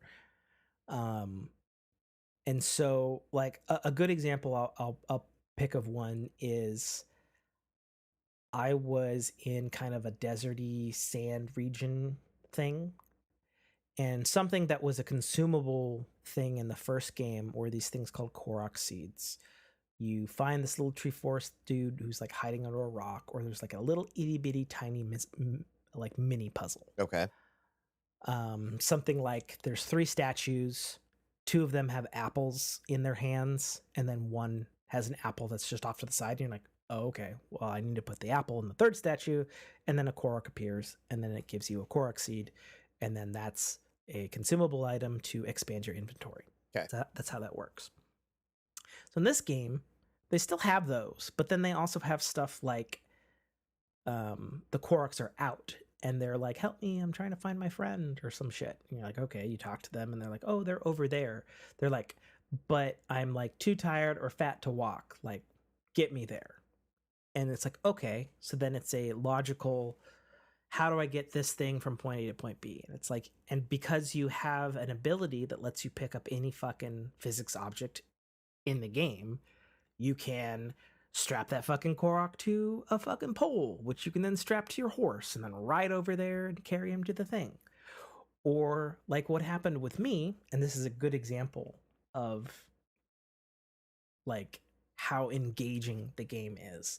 I was in this canyon. I was wandering around, just tooling around, like going, okay, what's over here? I kind of remember what was over here. Let's see what's new. And I found like a pile of shit and like some broken, like a broken like SUV kind of thing. There was like a wheel and half of a fucking rear end and all that sort of shit. I was like, okay. And I was pulling that stuff apart, and then I find this like green crystal. You found your work van. It's not funny. Funny. And it's fixed now, by the way. Fully functional. Oh, the Astra? Yeah. Okay. Yeah. Cool. It is. If I didn't mention that 3 hours ago. Well, it is. And so I'm like, okay, clearly they maybe want me to make a vehicle here, but I don't have all the pieces, so I need to get some of my own or something. And I see this green crystal. I'm like, oh, what do you do? And I touch the green crystal, and the green crystal is like, I'm going to guide you to a shrine. And I'm like, okay. And it shoots like a little green laser pointing in a direction. I'm like, okay, I need to go that way. I'm like, this crystal is heavy, and Link can't carry it because it's super heavy. Or at least, not quickly. Right. And I'm like, okay, I'm going to make a fucking vehicle. So I fucking pull 4 wheels together, a piece of fucking stone, and I stick a fucking steering stick on it. And I lift that fucking crystal up, and I fucking glue it to the ass end of my fucking makeshift fucking SUV. And so I'm crawling with this fucking SUV down this canyon that's got like some like small shallow upriver streams, and then I see a fucking Korok, and he's like, oh, fucking help me, let me get to a fucking dude. And I'm like, well, I have a big fucking SUV, so come with me, fucking Korok. And I grab the Korok, and I'm in the process of gluing it to the SUV, and I accidentally miss where it was, and I glue his ass to the wheel. And so he's on the wheel, flumping around, going, ow, ow, as I'm going up the fucking river, crushing this poor dude. And I'm laughing my fucking ass off because it's just this like emergent, like, they programmed that he could get hurt, but they didn't program that I was going to miss it and fucking slap it onto this tire. Right. That I was going to be there at that fucking exact moment to be doing another quest and, try to kill 2 birds with 1 stone kind of thing. Like, that's something that I made occur, and they were smart enough to position them within near so that maybe that could happen. Maybe they thought of that. I don't fucking know. But it's like, fuck, that's like so genius. Right. Because it's me accomplishing the game, but the way that I felt like I wanted to. It's an absolutely unnecessary feature that probably would have saved them lines and lines and lines of code. Oh, I have to imagine probably the delays were entirely around getting this physics system to work. Because the other thing about it, it works basically flawlessly. Like, I don't have like, ooh, I didn't really want that to go to that part. Like, it always seems to go like right where I want it, which is something I can't say for a lot of games that have any kind of 3D object manipulation. Right. Like, it's a hard thing to do. I've played a ton of games like that, or even map builders or anything like that. And they're doing this within the game that you're playing. Right. And like, like you learn to like engineer your way out of like all kinds of things. Like there was a puzzle that I was doing that I was particularly impressed with. And they were like, you need to get to the end of this room and you have like some pieces of metal and you have this like device that when you hit it, it always goes vertical. And I'm like, okay. And it's like, part of me That's a was catapult. like, okay, I could put a bunch of these pieces of metal together and build like a really fucking long walkway to get to the end goal, And I'm like, but that'd be too easy. And so I do indeed build myself a catapult. Except because everything's governed by this semi-realistic physics, I built it wrong and I catapulted myself into the ceiling, which hurt Link, which then caused him to ragdoll and then kill himself by falling down.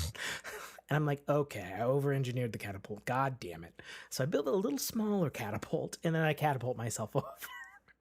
I didn't have to do that. But you could, and you did. Yeah. And it's like crazy.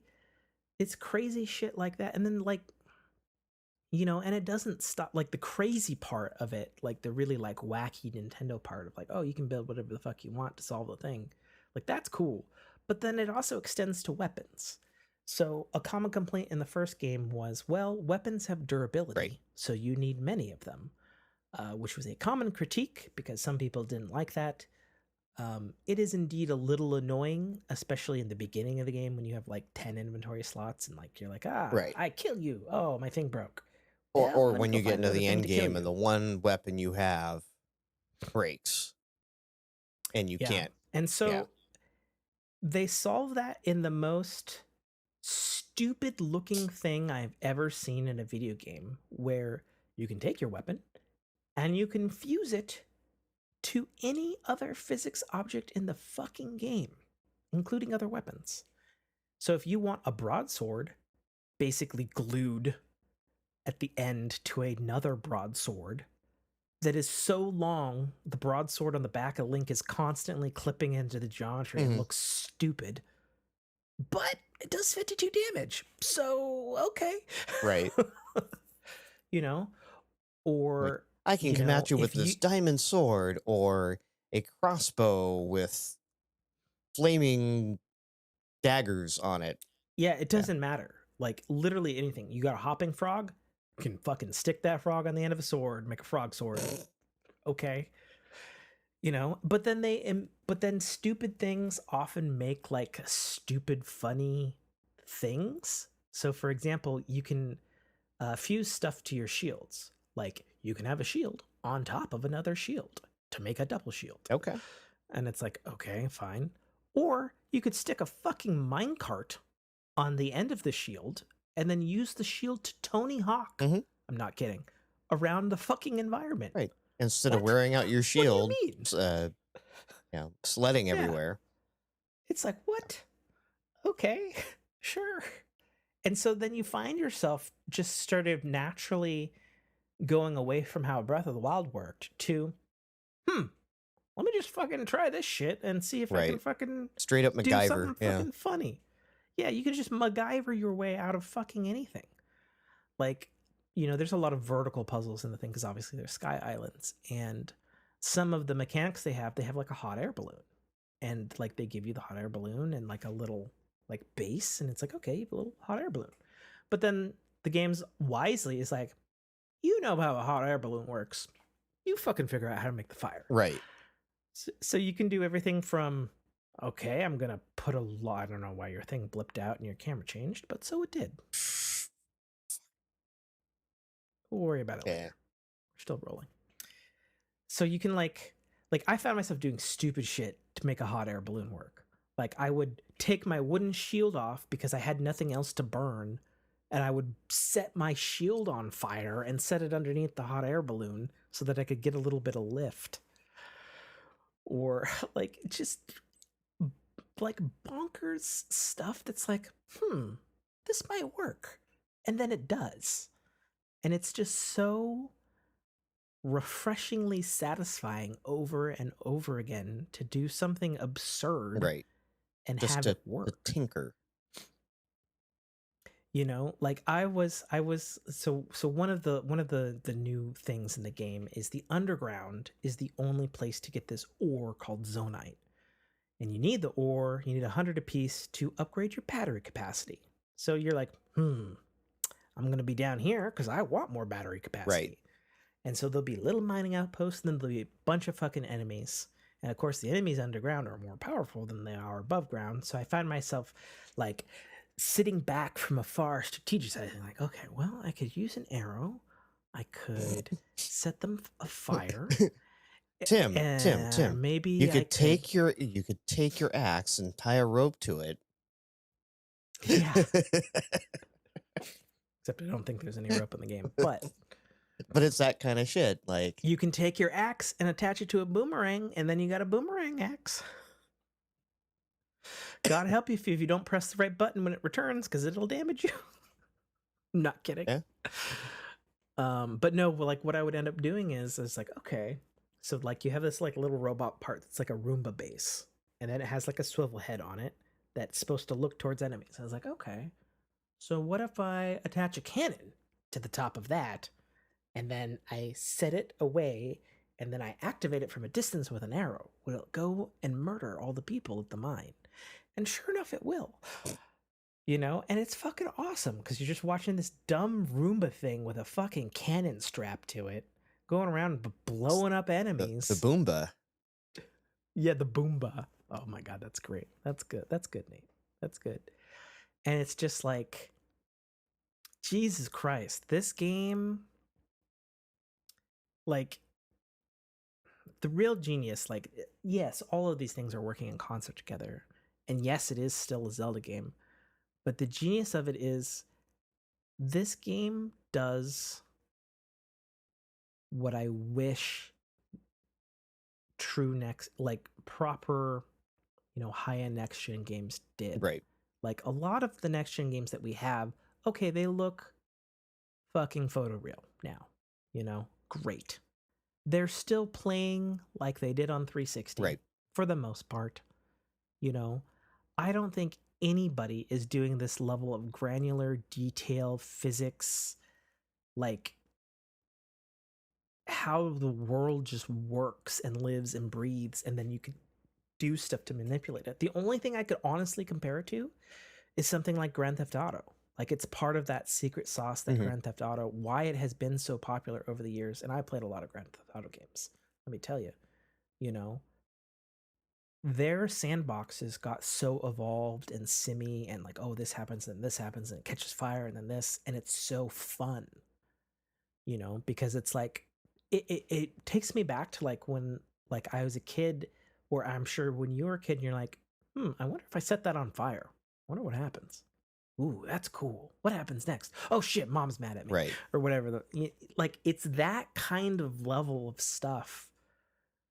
And it's fucking the whole goddamn game, and it's like, it's fucking beautiful. And then on top of that, going back to what I was saying earlier, it does, returning to the game, which was something I complained about Breath of the Wild. I promise I'll wrap it up here because I know it's getting late and you keep squinting and you probably won't sleep, and that's fine. Going back to the core of stuff, the game has proper Zelda dungeons again. Now, I say that with a caveat because it doesn't have the formula of a proper Zelda dungeon, which is obviously a old 25-year-old formula of, all right, you get keys, you find a map, you get a compass, you get a boss key, you fight a boss. And somewhere along the way, you get a special, unique tool that you need to solve the dungeon and then also solve other dungeons. Right. It doesn't have any of that, but they do have dungeons that are much more dungeony than what was in Breath of the Wild. Because Breath of the Wild broke convention in that it didn't have dungeons. They had these like weird, like moving giant things, like a giant like robot elephant and a bird. Okay. And a camel and you would like go inside them, and they were like kind of dungeons, but they were like really different. And you would like go to like these like weird like terminals, and then you would end up like controlling like some aspect. Like, so for example, like in the first game, there was a bird dungeon. Mm-hmm. And it's like it has a layout and it's got levels and rooms, and there's still puzzles in those rooms, but then you'd like activate the bird and you could control the wing tilt, so you could tilt the dungeon Okay. to do different things within the dungeon. Or there was an elephant one where you end up controlling the trunk and it's shooting out water, so then you can get water to different places in the dungeon. Hmm. They were just really different. They were cool, like, don't get me wrong, like I thought they were great, but you know, most people would argue a good reason why people love Zelda games is the ingenious dungeons, and those are indeed back, I will say. I've played 4 of them now. 3 of them were absolutely brilliant. One of them might be one of my favorite Zelda dungeons ever, and I've played all of the Zelda games. And one of them has the best boss fight in Zelda, period. Like, not even an argument from me. Like, I'm not even debating it. I'm just like, that was the fucking most fun, amazing, awesome, epic. The fucking music was dope. The mechanics were dope. Like, holy fuck. Like, I played that boss fight and I was just shit-eating grin from ear to ear. I was like, holy fuck, that topped the best boss fight of a prior Zelda game from many years ago. Easy. I'm like, holy shit, if all of them are like this, Jesus Christ. All of them are not like this. Like I said, there was a dungeon that I said was clearly easy, and the boss was kind of lackluster. Gotcha. From my perspective. But the other 3 dungeons I played were really stellar, and the bosses were really stellar. I don't know how many dungeons are left. Because unlike the first game where it was like, beat the 4 dungeons, then killed Ganon. And it's like, okay, Right. that's what we're doing in this game. This game is not like that. Not so formulaic. I mean, it does have you go to 4 places again, but then like what you do there, and like that's the other thing. Like, the plot is still mysterious to me. Like, I have pieces of it, but I don't have the whole picture. So I don't know if I'm close to the end or if it's gonna wrap up, or like that would be the other thing. It's like, I don't know if they're gonna stick the landing or not. You know, because at this point, like, everything's been pretty largely so fucking incredible. You know, the stories have been better. There's been just goofy ass side missions. Like, there's this dumb dude going around who's working for a construction company, and he's holding up the signs of his boss because his company wants to expand, but he's a moron. And so he's literally holding the sign up like an idiot, like a dumb person. And he's just holding the sign up, and you like go and talk to him, and you're like, what are you doing? Like, I'm holding the sign up until it stays put. And you're like, why? And then he's like, well, it won't stay if I let go with my hands. And you're just like, this dude is so dumb. And so then it becomes this ongoing like gag puzzle side quest. And so it's like, okay, so you glue a rock to it so the sign stands up, and he's like, oh my god, it's standing in on its own, thank you. And he like runs off, and then you find him again later doing the same goddamn thing in a different location. And you're like, what the fuck, what is this stupid idiot? You know, so there's just like awesome, quirky, like well written side quest stuff that's just like, man, it's like it's not even like it really feels like not only did they make a sequel, but they really paid attention to what people critiqued about the first one, but also paid attention to what other companies were doing as well, which I can't say Nintendo has historically done in the past, Right. with any of their sequels. It's just remarkable. It's just like, wow, they fixed this thing, or oh, there's this quality of life thing, or like this feels almost un-Nintendo like with the quality of life features that they've given. Um, yeah, it's fucking shocking. So So it's your hands down pick for game of the year? I mean, now, you know, I haven't played the new Star Wars Jedi game. I hear it's fantastic. I've barely touched Hogwarts Legacy, which I know Dame has said is his game of the year. Obviously, Spider-Man's coming out later this year, but you know, and I would argue, because I do still play Honkai Star Rail. Honkai Star Rail is really up there for me. Like, man, those stories are so good, and that gameplay is so Right. good. But you have a special reverence for that genre, so True, I right. do, and I do obviously have a bias and a special reference for Zelda, but it's just like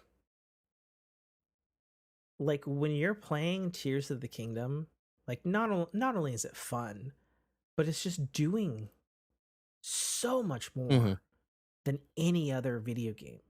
You know, like even if I think about Hogwarts Legacy, which is the previous, you know, it's the big new open world game, and it's open world, you know, and it's cool and it's beautiful and stuff, but you know, it won't let you cut down a tree or burn a forest down, or you know, it you know, it's still a game Right. and not a game plus extremely pleasing simulated world that you can Mhm. fuck with in any way that you can fucking think of, which is just it's just wild, you know. And to have it's especially weird given that Breath of the Wild is very free. Not just because it's an open world game and they do allow you to climb on literally everything, like fucking Spider-Man for no reason, um, but because they allow you more freedom, you know, Mhm. like and that's you know I wouldn't have like you know I saw the gameplay stuff. It's just not what you would have expected. Like you don't expect like you know when you went from Destiny 1 to Destiny 2, you don't expect you know you didn't expect like more quote unquote freedom, Right. so to speak. And that's something that's really part of the genius of what Nintendo's doing with Zelda and what that team is doing, which I might add is assisted by Monolith Soft, the Xenoblade guy makers, and it's just like whatever the fuck they're doing, holy shit, like they have become a crown jewel within the Nintendo empire. Um cuz like yeah, again, it's remarkable. It's just fucking remarkable, and across the board, music, everything. It's fucking crazy. It's just fucking crazy. So, That'll but be yeah, tough we'll to see. dethrone. There's lots of game. Yep. It's yeah, and obviously the critics. I think it's a shoe in for game of the year. Um, you know, I'm obviously gonna play a lot of other games still this year. You know, the year's still young, and I want to play. I want to play Hogwarts, and I do want to play Star Wars, and obviously Spider Man. Yeah, I still want to get to Atomic Heart at some point. Um, you know, but it's also just like there are games and then there are revolutions. Right. And by fucking god, lightning struck twice with this new with these two new Zelda games. And it's like Jesus. You know, it honestly it it's embarrassing for other developers Right. if you look at this game on this underpowered 2015 piece of fucking Yeah. NVIDIA stagnant Old cell phone, non basically. Yeah. SSD cell phone tech Yeah. rendering worlds at greater draw distances with greater speed. You know, it's not perfect. Like I think the lighting, you know, the shading or the shadows is very pixely because they can't do straight lines because it doesn't have the horsepower. Sure. There's still pop in, you know, but again, it's rendering like 10,000% more stuff than say Sonic Frontiers, which is open world, and again, Right. even though I love it and it's a great There's game, a point where has the worst pop-in I've ever you can fucking look at the seen. thing and give it a pass. Like, I understand why this is happening. This isn't bad coding, Yeah, right? I mean, if anything, this game, man, if it had like a little bit more power, like Jesus Christ. And we know what Zelda could look like because they have the hacked Breath of the Wild running on RTXs with ray tracing, Right. and they look fucking incredible with ray tracing. And it's like, Jesus Christ, whatever the next Switch hardware, and I think that's the other thing too, is final thing, and then I'm done. The utilization of shit hardware for marvelous, like, technological, like, okay, we don't have the best graphics, but guess what? You can do all kinds of things. It reacts the way you should. The game doesn't fucking crash. We have a stable fucking frame rate. It'll We load last quickly, your entire commute. And another thing I'll point out, and this is an interesting thing too. So the first game didn't have true surround sound support. It had Dolby Pro Logic, Breath of the Wild. And this game is running full 5.1 surround sound. Nice. So even from a sound perspective, it's just like like developers doing an open world game can look at this and be like, well, fuck me. Right. Like, we can't do this on a 16 gigabyte NVMe fucking ray traced console machine. Right. With fucking like 3 gigahertz, and this thing's running on, I don't know, 700 megahertz or some shit. It's like, what the fuck? Some Tony Stark shit right there again. It really is. It really is. So, with that said, let's wrap up this show. And get you to bed. Yeah. Alrighty. This is Tim K. Trotter signing off. That's funny. I think that's actually the first time you said your name this entire cast. I think it is too. I didn't even introduce you either. Yeah. We just kind of went into it. It's fine. All good. Yeah, for sure. Yeah, I'm Tim. I'm signing off. I'm Nate. As always. I'm going to get forked. Thank you for listening to a Dynamicworks production podcast. You can find our podcast at www.dynamicworksproductions.com. Feel free to email us at dynamicworks@mac.com.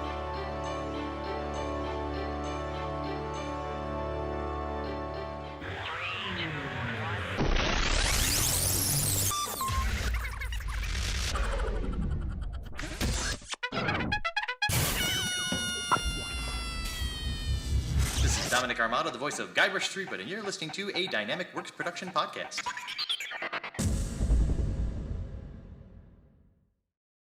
The Citadel, Arrival, is the first installment in a series of epic science fiction short stories reminiscent of the Pulp Fiction style.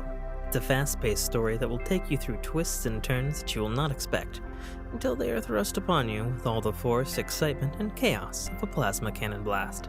The story follows Katarl, a nobody cog in the working wheels of a futuristic society run completely by Megacorp, a corporation that carefully runs and manages the lives of the people living under its sphere of power.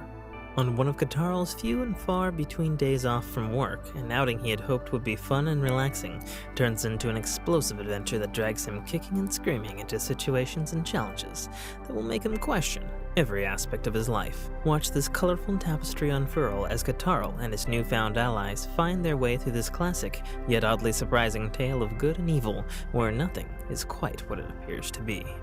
That's The Citadel, Arrival, by author Tim K. Trotter, available right now on Amazon Kindle Store and iTunes iBookstore for only $2.99.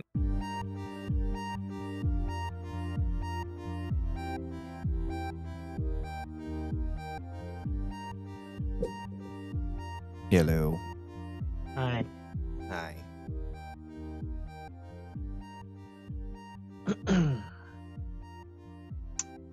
We do. There's especially because I haven't done this in a bit.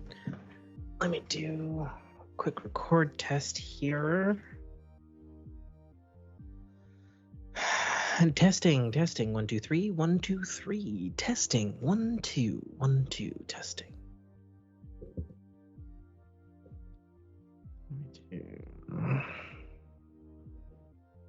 Bring you up on my end. Bring me up just a smidge.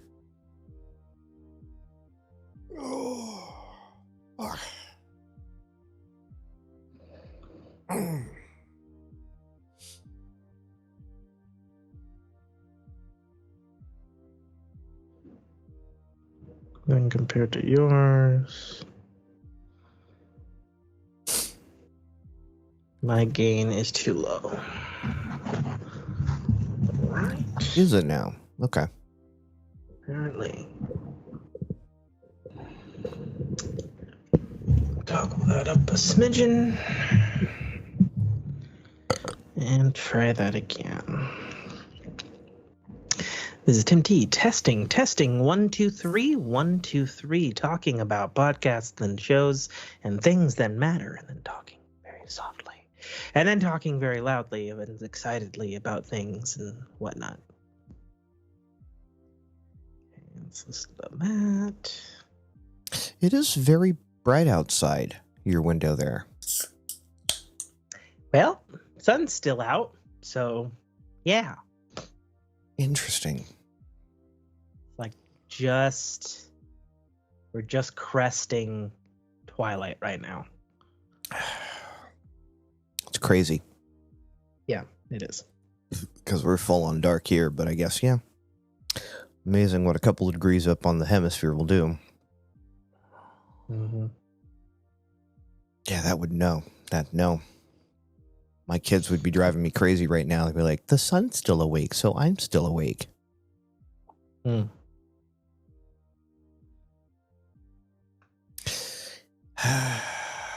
Fuck. Okay, things are good on the audio now. Oh, I hear you. Refrigerator, you're a Friday. Thanks for kicking on now. Right? And not the intro. All right.